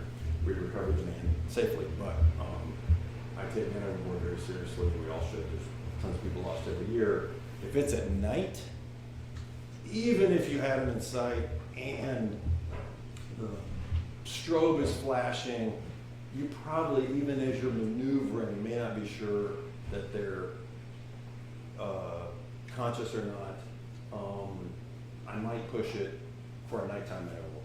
Certainly if it's one of those men overboard that is unlocated, or it's a rough day and we had them visually and we've lost them, you want all the help you can get, and by pressing that button, and the real key to me is that pressing the button lets you then get back to the casualty, whether it's fire, flooding, unlocated man overboard, whatever. Now granted, again, bless their hearts, and I don't say that in a too pejorative a way like a Southerner can, the Coast Guard Junior Watchstander, as soon as you make a verbal mayday, or as soon as you press the button, is going to get on the radio, and she's going to go through her checklist, and he's going to go through his checklist. You might be too busy for that. And that's the beauty of DSC. If GPS is plugged into the back of your boat, and if you've got an MMSI number, they have everything possible. They're going to call you on the radio, and that's back to crew resource management. If you've got enough people on board to assign someone else to manage the radio. they can go through that checklist with the junior petty officer on watch, or specifically, they're probably gonna call immediately on 16. They've got the name of my boat now because of the MMSI number, and they wanna confirm that someone didn't accidentally press the button. Well, it's got a plastic spring-loaded cover for a reason. It takes 3 to 5 seconds depending on the brand, so you can't just accidentally bump it. And so generally a DSC transmission is going to be delivered. If you didn't have a DSC radio or you want to back it up verbally, then here's the procedure. I'm not going to read that out loud to you. This is a sticker that the Coast Guard provides. In fact, if you come to that Coast Guard auxiliary lecture on vessel safety, I bet they'll have a stack of those here with all the other handy things that they give out. If you go to the Annapolis Boat Show, they've always got a nice booth there. They give those away for free. Checklist Geek had produced one that was similar and had it laminated and taped next to both of my radios, but then I found their sticker and replaced it, and this is all you need to know. But the kind of the question of when do you do a Mayday? It's these, it's extreme emergencies. If it's kind of medium, and here are some examples, then it's pon. And then if it's just informational, it's security. Please note that the International Maritime Organization, a subset of the United Nations, the global body of diplomacy, used to do all of their work in French, which is why decades ago, when they came up with all these standards, they're all French words for a reason. We just spell Mayday like rednecks and spell it out phonetically. Pon is French for like a vehicle breakdown, etc. And of course, security is obvious what it is. Now you can, and I'll get your question in a second, sir, you can test your DSC function. And here's a great thing about the DSC aspects. It's digital data, and so you can, if you ask your buddy boat, hey, what's your MMSI number before we get underway together, then in the menu of any MMSI radio is the way to enter other vessels' MMSI numbers. And you can name them. My radio's mid-2000s, and so it's kind of like old flip phone where you have to click a few buttons and then the letter shows up. And so I can enter, my buddy's boat, Whimsy, I've got it in there, his MMSI number and the name Whimsy, so I can go to the DSC calling menu. This is not emergency now, it's not the red button, it's in the menu. You go to DSC calling, I can select Whimsy and hit call, and a very unique sounding happens on his radio. He sees on his screen, if he's got my number entered, and actually he doesn't even have to have it entered. He sees MMSI and Diamo calling, he picks it up, and we are now having a completely private, semi-encrypted, one-to-one conversation on channel 70. And it's digital. On what channel? It's on 70. You don't have to dial it. You're doing a DSC call. It automatically sends it on channel 70. It's data multiplex, just like your cell phone, so that hundreds of conversations can be happening at the same time on 70. But that's how you can test your DSC function. You don't test it and tell the Coast Guard, hey, I've got a fake emergency, whatever. There is another test number right there. I've got it. That's you can enter this, and I've got this entered in my menu as if it's a vessel instead of Whimsy. I've got U.S. Coast Guard test in there. I do a DSC call. Again, I don't lift the cover and press the red button. I do a DSC call to the Coast Guard, and within a few seconds on the screen is DSC performance verified, U.S. Coast Guard station, Baltimore, whatever, that kind of thing. It's an automatic response, kind of like that voice recording, but it's all digital, and that lets you test the entire DSC circuit on your own boat, and lets you know, the Rescue 21 tower has gotten you, et cetera. Yes? I assume commercial vessels monitor that? Absolutely. The question is, do commercial vessels monitor that? And all of us, if someone does a DSC alert, that's the red button for an emergency, you will get an alert on your radio. It'll have the latitude, longitude, And if your radio is a networked system like Red Marine Sea Talk or something like that, where your radio, your chart plotter, radar, et cetera, are all networked, then the distress will show up on the screen if it's within the level of zoom that you currently have displayed. And so it'll look kind of like an AIS target, but it'll have a big red circle, it'll be blinking depending on the brand.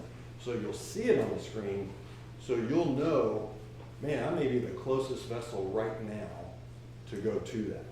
Coast Guard will answer a DSC call and immediately start talking on channel 16, so you know they've heard it, but if you see it on the screen within close proximity to you, you are required to go help. Yes? Oh. Is that a good practice to do when you're like going offshore and inland, like, you know, in and out, like, if you're boarded, sometimes you go in and out, you know, if there's bad weather, is that a good practice to do before you leave? What, testing your DSC capability?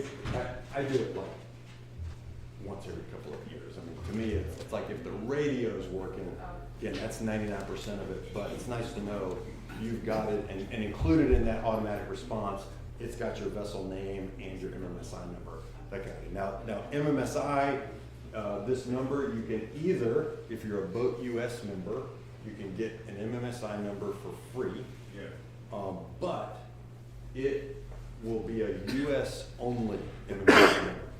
So if you're gonna do the Great Loop, or you wanna go to the Bahamas, or Mexico, or Canada, then, back to that previous slide, you need a ship station license, and when you apply for the ship station license, you're issued an internationally recognized United States MMSI number.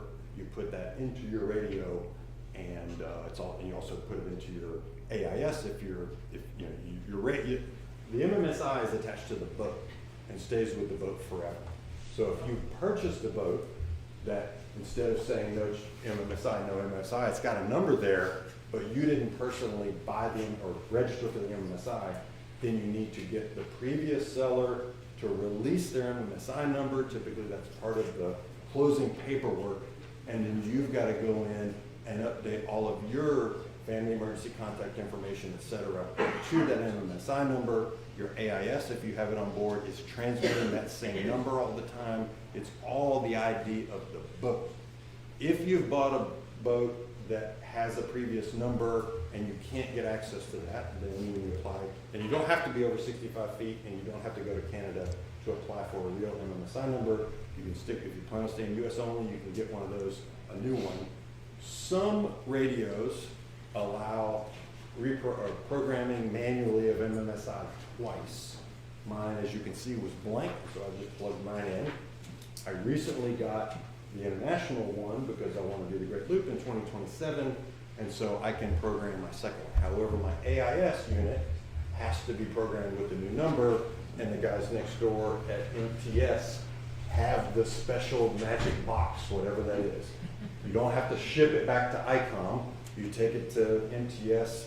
I just reached out to them last week. It's a $145 service to plug into your AIS or and if your radio's been programmed twice, then it takes their box to override the previous ones and put the correct MMSI number. But you want your boat, your emergency information, your boat's description, all tied to the same MMSI, and when you sell it, the boat, the MMSI number goes with the boat, and you will release that number to the next person. They'll fill all in their data, and it'll stay with the boat. So, I bought a portable radio. Do I have to set an MMSI number into that? if your the question is, do you have to put your MMSI into the radio?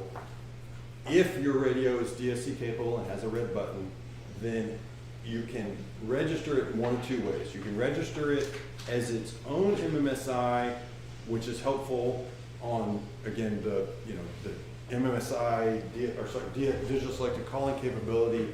Say you're in the dinghy and someone is still on board your main boat. If you've got a network system, they can track your icon on the screen.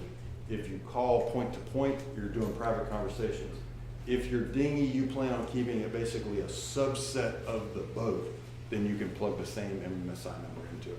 There's definitely an advantage to having a separate MMSI for that radio so that you can be separate and talk to each other. And they'll give you a separate one like West Marina. Yes, yes. Yeah, They yeah. need one for that They particular will. Yep. portable one. They will give you separate ones. Sure. Can you enter both numbers, the MSS, SI and international? in the No, radio? no, So one at a time? your entire boat must only have one number. So if you already have, like mine, I already had a Boat US issued US only number for the boat that I got right after I discovered that I had no number. But now that I'm planning to go internationally, I've just gotten the ship station license for the boat. I have a new MMSI number. I haven't put it into my radio yet because I don't want a difference between AIS and the radio. In the next week or so, I'm gonna disconnect it, remove my AIS unit, bring it to the guys next door, leave it with them, and have them plug the new number in. But you can only have one number. Can you keep the international ones in the state? Yes, yes, of Or course, once yeah, it's yeah, there, it's not only for when you're in Canada, it is now an internationally, and I forget what the first digit is of the Boat US number, I think it's a 9, that means, oh, is it a 0? I don't know. Yeah, I forget, whatever the first digit is, it's US only, and when you get the international one, the first digit switches and makes it good. All right, I'm gonna make sure that we're good. You got 30 minutes. 30 minutes to go. Gotta keep me honest. So, all right, so next we'll dig into rules of the road. I could teach an entire class for all day on rules of the road. And so I'm not gonna geek out. It would be excruciating, and it's because you read through the rules, just the phraseology is somewhat, it's like, watching paint dry. It's very legal. It's, IMO approved, International Maritime Organization approved language, etc. So I'm going to attempt to teach, in theory, just the rules that you, no kidding, need to know. Now, I'm not saying don't have the boat on board as you are required if your vessel's long enough to have by law. I'm not saying don't study the other rules. I am a huge believer in we should all religiously know the rules of the road. But here I'm going to go over the ones that you absolutely must do. So first question, what's the most important safety item on your boat? What goes in that top right bowl? Watch. Eyeballs? What? Watch all the time. All right, watching. What else? And this is in terms of collision avoidance. What is the most important safety item? There's got to be more thoughts and suggestions. Horn? Safe speed. Safe speed? You are the straight man. To me, the throttle is the most important collision avoidance item because way too many vessel mishaps that we've all read about, that speed is both the cause and could have been the prevention of mishaps more than any other item. So, just with a fingertip, you can control the inertia of several tons of vessel. And generally, when in doubt, slow down is not a bad collision avoidance strategy. Probably the majority of the close calls that you might have experienced on your own boat, certainly me, were directly related to throttle position, whether it's docking, a near miss with a vessel, hitting a wake too hard, etc. It definitely, collision avoidance and understanding the rules definitely takes practice, but to me the key takeaway here is that every time you're underway, make an honest assessment of your skills, the situation, the conditions, especially at night, and more often than not, if you are honest with yourself, you make that assessment, you should probably slow down. And if you start thinking of your throttle lever or levers, I have a single screw boat, so I have a lever, as a critical safety device designed to slow down tons of mass, you may find a greater respect for its importance. So we talked about AIS a lot. Let's dig into that a little bit on the basics. What is AIS? And the picture on the right center is a generic radar chart plotter display overlaid with chart data that also has, because this boat has at least an AIS receiver, includes an icon for every significant vessel, or vessel with AIS within VHF radio range, including a velocity vector that shows the vessel's speed and heading. Each icon generally reflects, if you've got it set up that way, it reflects the actual size of the ship, and the positions are as accurate as GPS can be. And then if you click on each ship's mark, you can learn the ship's name, course and speed, esoteric stuff too, like what their next home port is, or next port of call, etc. But also, as you're approaching, say, the big commercial anchorage just below the bridge, as you're approaching Annapolis, you can sort of tell maybe by eye which ones are underway and which ones aren't. You can click on those icons on your display, and it'll tell you at anchor, or underway using engine. In fact, most commercial ships are pretty good about that. They sometimes forget to change the state. When they're at anchor, they transmit their position far less frequently than when they're underway using engines. So they're trained not to abuse that status. It's in minutes instead of seconds when it's at anchor, but you can definitely query that. And then woven into, if your vessel's got an advanced radar plotting aid or ARPA, then it will also do collision avoidance calculations, and if an AIS target becomes a collision risk, it will then light up like that red one there with the box around it. That's a dangerous target, telling you that it's there. The cost these days of AIS is coming down. I have there, it's definitely not a panacea for collision avoidance because not every vessel out there is transmitting, so you can't see them. But the cost has gotten so close between an AIS receive-only unit and a true transceiver that's also transmitting your own vessel's position that if you are on the fence about AIS, please spend an extra $150 or so and get the transmit version as well, the transceiver, so that the big guys can see you, you can see them. Can it be added to your chart plotter? Oh, absolutely. Yeah. The question is, can it be added? Yeah, just about everybody. Instead of buying a new one. Yeah, you don't have to buy a new plotter. Just about everybody here's got a networked system. If you've got Marina, they've got Sea-Talk. Garmin has its own proprietary network, and it's all, Ethernet plug and play kind of stuff where you buy the AIS, and if you're not an electronics guru, the guys at MTS can install it for you. They prefer you buy from them, and you'll probably save money.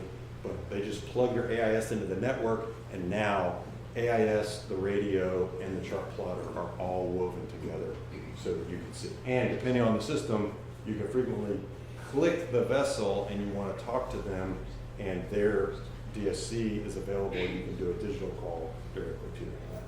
Also helpful for many boats. I'm not going to teach radar. I went to the radar last year, and the survey results were that it was way too academic and scholastic. Sorry. So I've dropped radar. But if you've got radar,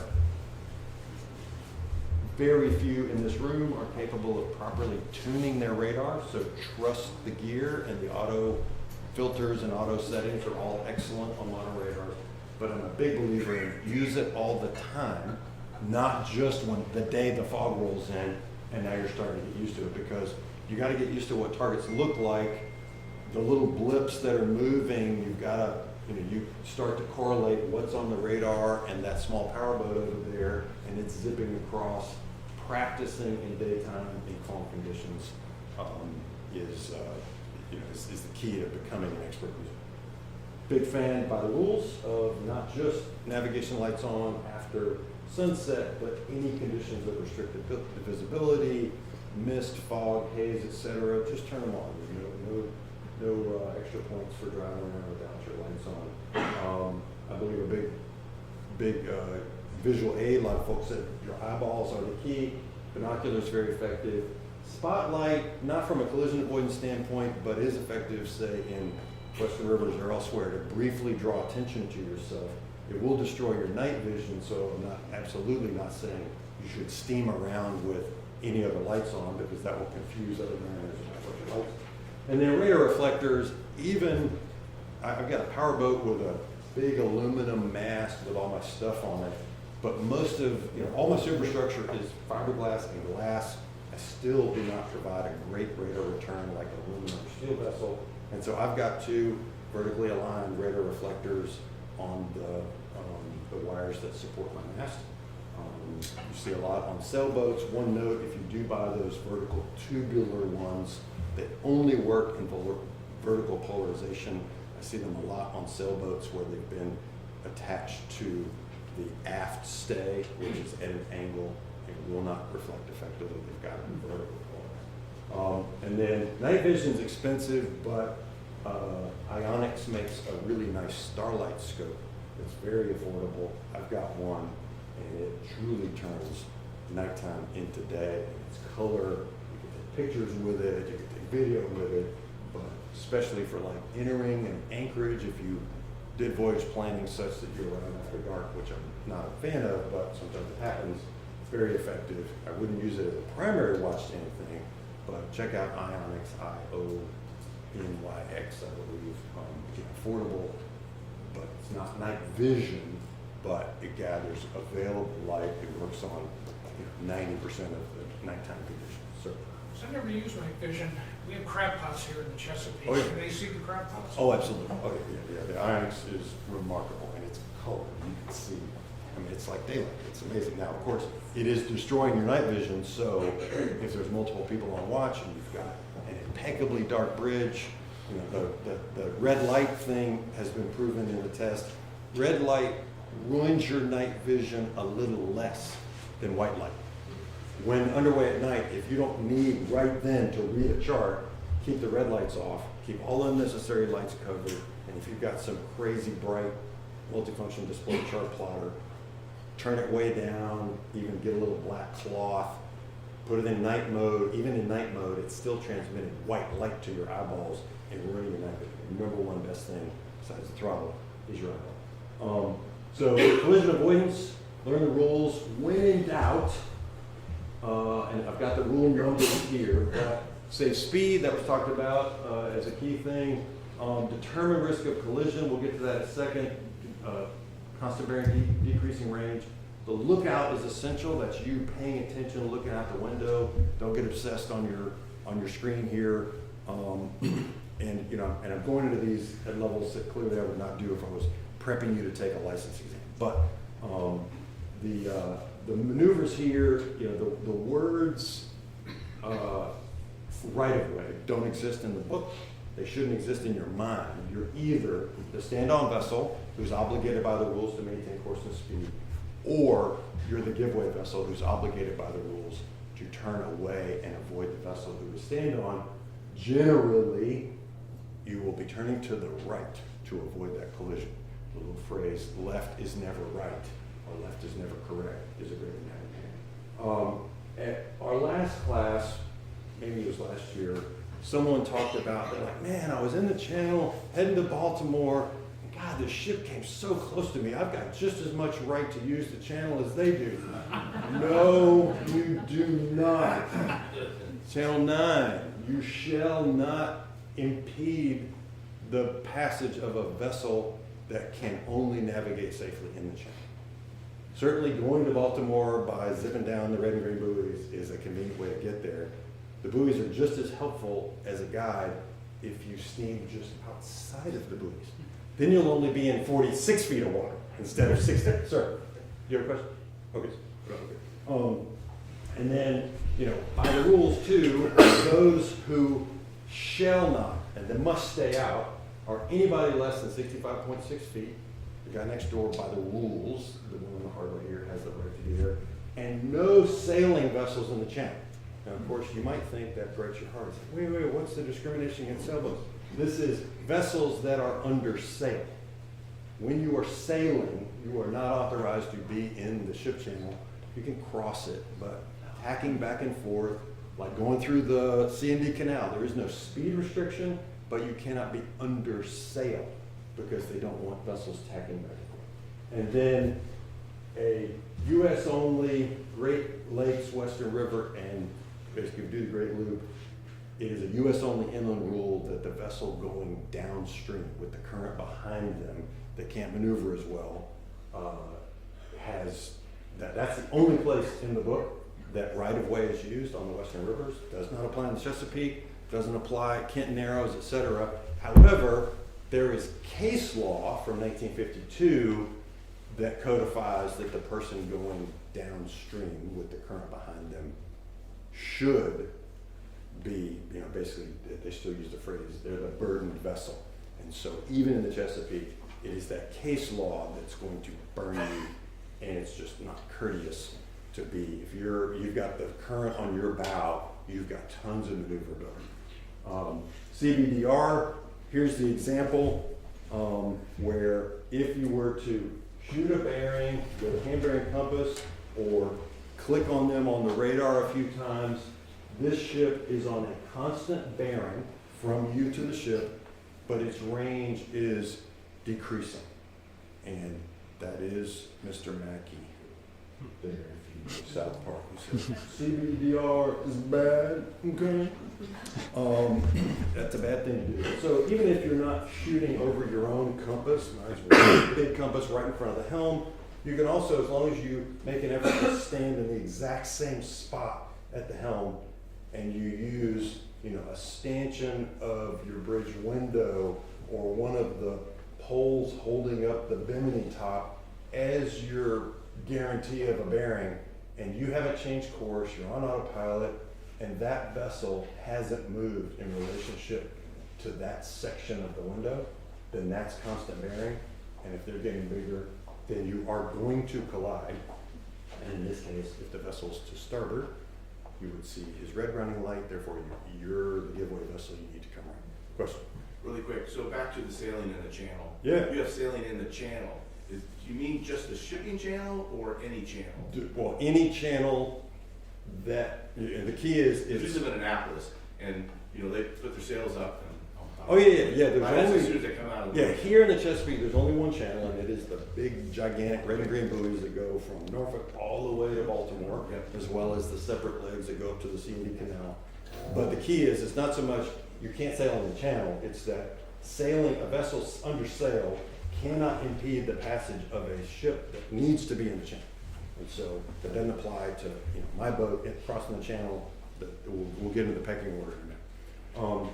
So the probably first, and I start with this one first. If you were overtaking, meaning if you're coming up behind someone and you're going faster than they are, just like in traffic in your car, you can't run down any car from behind. So if you're approaching any other vessel from behind, you shall.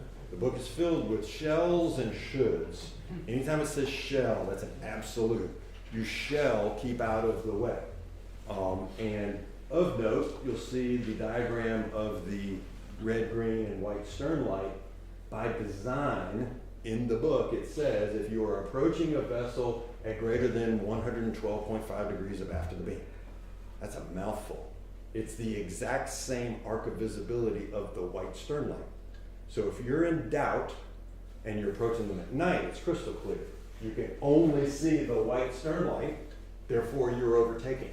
The rules also say any subsequent change of angle between you and the vessel does not later turn it into a crossing situation. If you began the maneuver and you were overtaking them, even as you're passing them and you're alongside, suddenly it's not crossing, it's still overtaking, and you're required to keep clear until well clear and getting past. And I deliberately have a sailboat overtaking a powerboat because the pecking order of who's got priority doesn't apply to anybody. And all those other rules say they start with vessels, rule 9, channels, and 13, notwithstanding. Here's something else about power and sailboats and not under command and dredges and all that. They all start with rules 9 and 13. So you cannot impede a vessel in the channel no matter what class you are. And if you're overtaking somebody else, you cannot run right up behind them and expect them to move. You're the giveaway vessel. They're the stand-on vessel. For crossing, head on, straight on, just like driving your car. True internationally, doesn't matter US or whatever, even in countries where they drive on the left. It's just like we drive, so it's easy for us to learn. You encounter a car heading straight in front of you, you're going to both keep to the right. Rule 14 says 2 power-driven vessels, and that means also any sailboat who's operating their engine. If they meet such that they're on a reciprocal or nearly reciprocal course, both vessels, shall alter course to starboard to create a port-to-port passage. And nearly reciprocal is in the book. It doesn't mean directly ahead like this. You know, you're more or less seeing the bow of the ship, but it's slightly off The white lights do not have to be aligned. You don't have to see exactly both red and green, but it actually says in the book, you know, such head-on situation at night when you could see both masthead lights nearly in line, or you can see both running lights, red or green, or in the daytime, a corresponding aspect. When in doubt, assume that it's a meeting head-on situation, and you both should come significantly right. The book also talks about if you make a maneuver to avoid and you're the giveaway vessel, it should be early and should be obvious. Even if you calculate it on a slide rule and I can do this with 2 degrees, the other vessel won't see your turn and might be concerned. It might call you a radio, might lead to collision. And then crossing these are the top 3, overtaking, head-on, and crossing. Again, this one, unlike the car example, it's nothing like, and I consider this one kind of the most important, because it's nothing like your automobile, right? Remember Rule 8 said give way early. If you're the giveaway vessel, take action so they know your intention. Avoid crossing ahead is also in the rule, and the rules say you should go to starboard if you're the giveaway vessel and maneuver astern of the other vessel as possible. And be certain, you know, if in doubt whether it's crossing or whether you're being overtaken, assume it's crossing and keep clear if you are the giveaway vessel. And to me, the easy way to remember this, in the book, it's another legal mouthful. It's like if the vessel is starboard of you, then he's to stand on.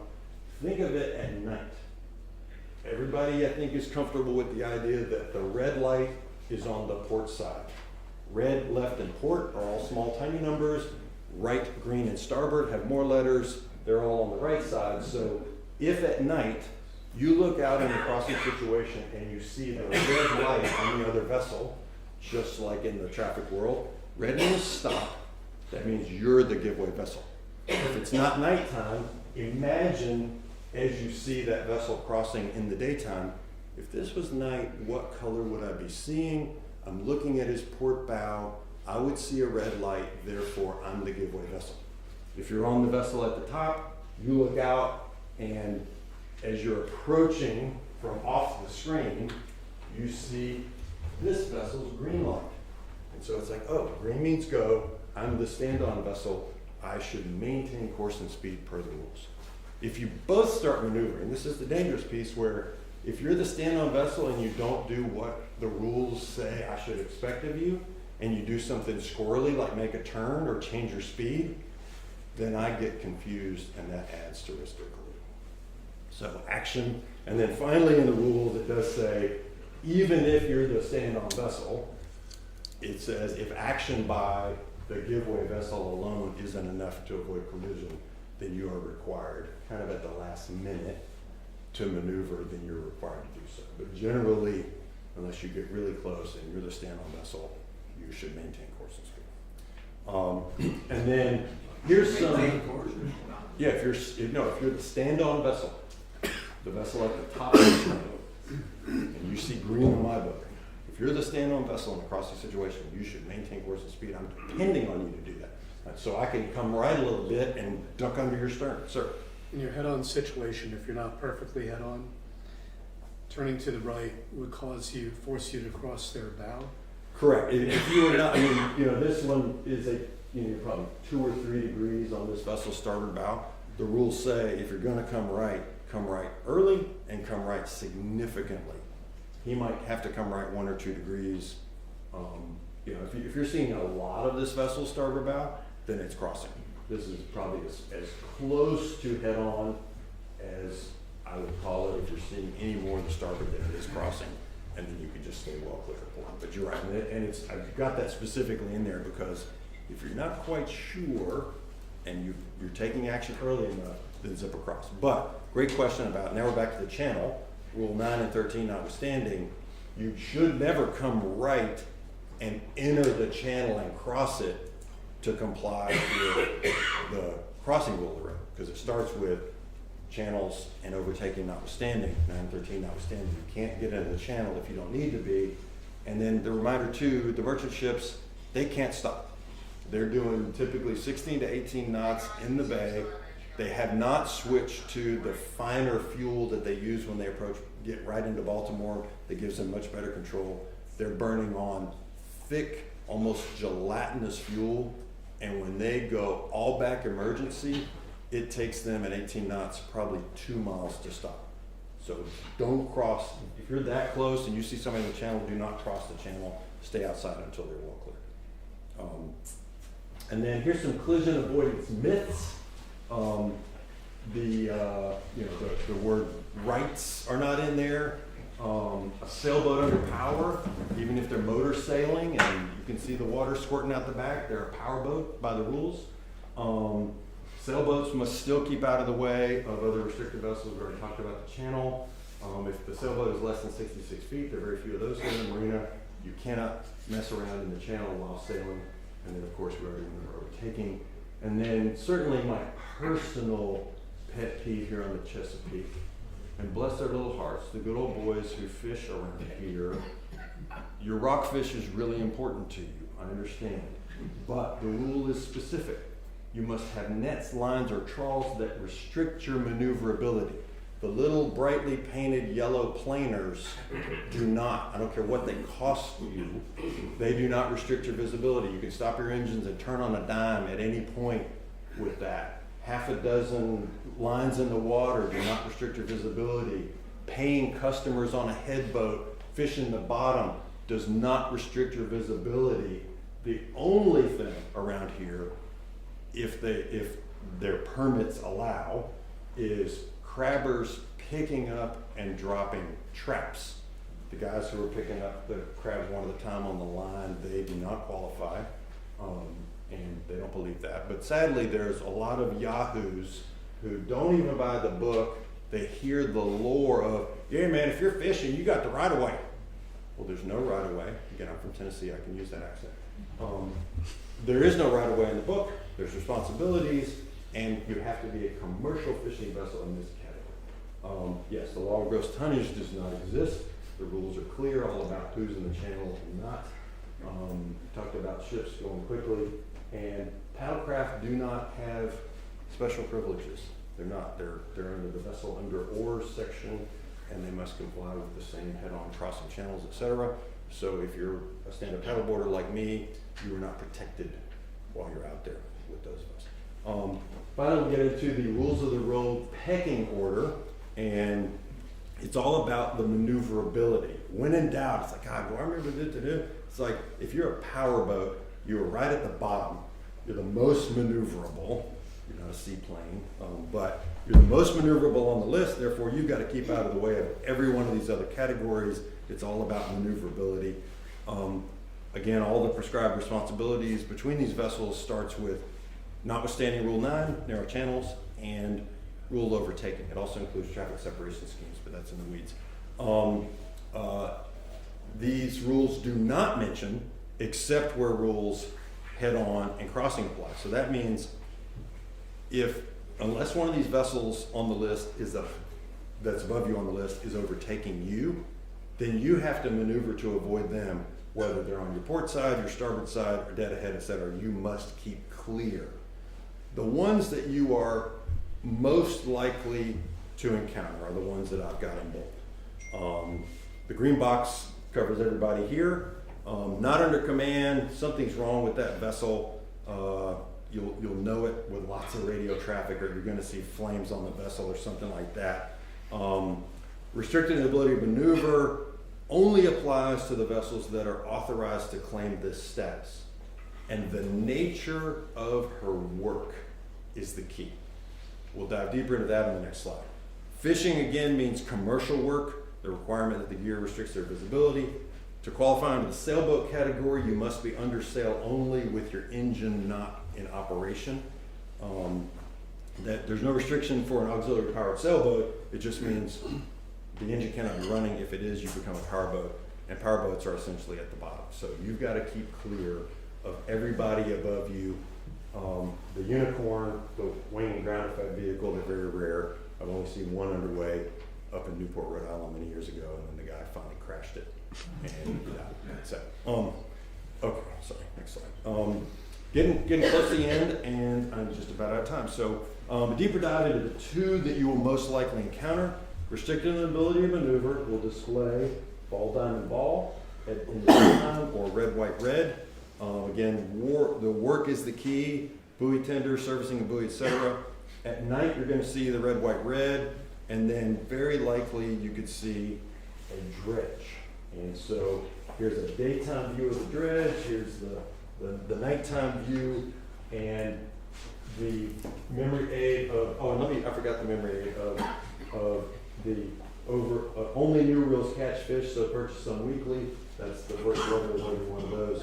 But generally, we are the P for purchase by some weekly. So, and then this one, Diamonds Are a Girl's Best Friend. Nothing sexist about that. It was a movie in the 50s or 60s that might be easy to remember, but in daytime, it's obvious at night. The green side is the safe side to pass the dredge, and on the double red side are where the pipes and all this scary stuff that you don't want to run into. But in the daytime, wait, is it the diamond or the round ball? Ball seems softer and gentler, but no, diamonds are a girl's best friend. Stay on the green side. And then in this dredge piping, if there's a gate, you see a lot of this down in the Gulf of Mexico, where there'll be a gate and they'll have red lights there, and then lots and lots of blinking yellow lights, and they're the just standard kind of construction light things that you see in the front of the barge. Fishing at night, green over white trawling at night, or red over white fishing at night.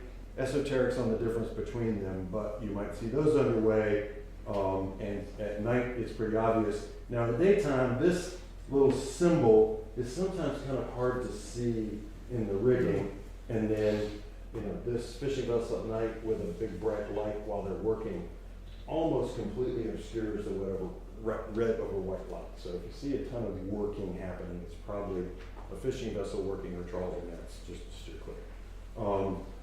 And then towing vessels is something you'll definitely see on Chesapeake. We see them all the time. We've got a big gravel sand industry here. And so there, you've got these little memory aids of yellow over white. That's if you see them coming from behind. And this is not the side of the vessel. It's that typically the current or wind is going to have, that's the stern light on the barge. Here's the back end of the tugboat. And then here's the front end view. It's either towing alongside, or that's a little bit higher, so that's way behind them, but it's offset a little bit. And then here's the side view. The barge itself only has red and green on the bow and a white stern. And then it gets a little worse, and kind of think about it in terms of alert. You're coming up behind the towing vessel, and there's an unusual extra stern light, the big yellow towing light behind, to warn you, hey, there's something behind me, right? Yellow over white, my hawser's tight. When it gets really weird is yellow over yellow, I'm pushing a fellow, now you're pushing ahead, you see this from behind, and then in the US only, you've got blinking yellow lights on the bow. Think about, good old boys in Mississippi taking construction lights and marking the dead center of their multi-barge raft so that you can see them coming down the river and talk to them and avoid them. And then the final thing, it's not a boat, but it's the lights you see at night. This Bascule Bridge is what you see if you go through Kent Narrows or Tillman Island Narrows. When it's down, the red lights right here are on, and as it gets to the top, the lantern swings to reveal green. Same with these rotating swing bridges. These are dual lanterns right on top. And so as they rotate, they reveal their green position. You've got to get up to like Philly before you see one of these vertical lift railway bridges, so none here really close. And then finally, we're going to dig into anchoring quickly, and then I'm already over time by 9 minutes, sorry. So the procedures for anchoring, we talked about communications and sets and all that kind of stuff. The real key here is anchoring. The anchor doesn't hold you on the bottom. The catenary, which is the weight and the sag of the chain, really holds you in place, and the anchor is there to hold that chain catenary in place. So you've got to have enough length of chain out, and these approximations are excellent. 5-to-1 ratio for a calm lunch stop, overnight 8-to-1, and if you know a big storm or you're in a heavy current, you can even go to 10-to-1.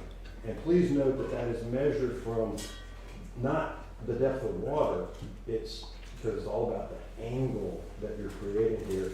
It's from the bow roller to the depth of water. So in this image here, the boat's bow is 3 feet off the water, the bow roller. Add that to the depth of the water, so you've got to multiply 7 feet of water, a total of 10 times how much you've got out. I've got my anchor chain colored where I've spray painted one, took it out of the boat and laid it out on cardboard and spray painted 1, then 2, separate, then 3, then 4 to mark every 30 feet. So as the line's going out, I can visually know that I'm achieving that. Some really fancy boats have got a chain counter that tells you exactly how many feet are out, but I do it visually. And then, once you're, so this is the kind of getting ready thing. These are the securing items. Lots of different ways to keep it secure and safe on deck.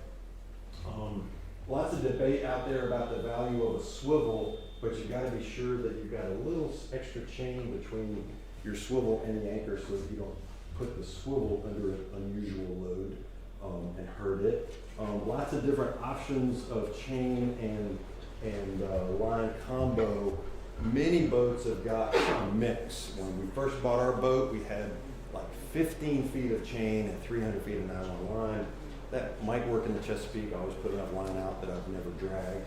But because we're going to do the loop in a few years and anchoring in deeper areas, I now have 120 feet of chain and 200 feet of nylon line. So that lets me with a lot more weight on the chain. I can use shorter 5-to-1 or 6-to-1 ratios instead of 7 or 8-to-1, so I don't swing the anchor as much. Lots of debate out there online, on Facebook, etc., of who's got the best anchor and why. Lots of pros and cons, but all of these are basically variations on the original CQR plow. And with exception of the Danforth, if you've got any of those plow claw spade designs, you're in good shape. I used to own a CQR, now I've got a Lumar Delta. Manta and Rockna are the best from an empirical data of testing standpoint. They're the only ones that qualify for Lloyd's. Instead of high holding power, it's called super high holding power. They're the only one. I would encourage you to make sure that your anchor is big enough. And this is I went to the website of the maker of the anchor, and you see that there's kind of approximations, and this chart is based on boat length. So, but there's a big difference between weight and windage of these 3 42-foot vessels, and like my Legacy 42 dry weight is 17 tons, 34,000 pounds, and so kind of an entry point by the letter of the law of the chart is that yellow arrow for my boat, but I've got a 44-pound anchor, so I'm at the green spot, so I'm in good shape. When in doubt, I'd go up 1, as long as you've got a windlass. And then these are a bunch of different tests here. Pretty much all of these plow and spade type anchors do very well. I've got the Delta circled because that's what I've got, but you can find several of these tests available online that independent groups have done them, but you see that in every category, Rockna, Mantis, same design, just different companies, they just crush it, just amazing. Of note, Fortress there with the really long red line, that's a Danforth style anchor. Its red line rating is for soft sand, so they've got huge flukes, so they're very good at that. And then there are these other options called Kellets, which are little weights. The data shows that they don't improve your holding, but they will shorten your swing circle. These are added little weights. I have never done the buoyed line to mark where my anchor is. There's some procedures you've got to do with that. Some pluses and minuses there. I'd be a little more worried that somebody would run over my little buoy line, but at least it marks where your anchor is so nobody else in a crowded anchorage drops it on top of you. And then finally, last slide and we're done. I apologize, we're a little over time. My recommended reading list, and I think I've got them arranged here in what I recommend is kind of order of increasing complexity, or they're a little more complex. And I used to have Nigel Calder's book, How to Read a Nautical Chart up here. And I've got this relic, and I miss paper charts for a number of reasons. This afternoon we're going to navigation, pros and cons and all that. But Nigel Calder's book, which many of us here probably still own, is solely for paper charts, and I highly recommend. This not only explains the symbols on electronic charts, and we've all got electronic charts. Paper charts were fully discontinued in 2024. Past couple of years, I've always said, hey, if you really like, you've seen at people's houses or in a bar or something, a beautiful framed version of 122263 or 264, it's on the table, and you want to have that in your house, you need to hurry up and order them because they're not printing them anymore. They're now done. You can still get them from Blue Water. It's like a navigation company down in Florida. It's now an old, stale, non-updated chart. They used to update them, and NOAA still does a print-on-demand custom chart function. So you can literally go online and zoom into a favorite cruising area, and then order it, and they'll print it. But it's a digital chart that's only valid that day. But back to this list. You should have either the August 24 edition that's corrected, or if you've got this 2021, I've written on here updated as of August 20th. The only change, and I mean the only change, is they changed the wording back here in Rules 37 for all the distress signals. The little satellite symbol used to say Inmarsat, and now the change is Mobile Satellite Service Distress Alert. So this book is just as current as that book. That's the only change. But if you've got a really old version on board, I recommend you get a fresh one. But don't just have it on board. I recommend you study it periodically. We're done. I again apologize. We're 9 minutes over time. Thank you very much for your time.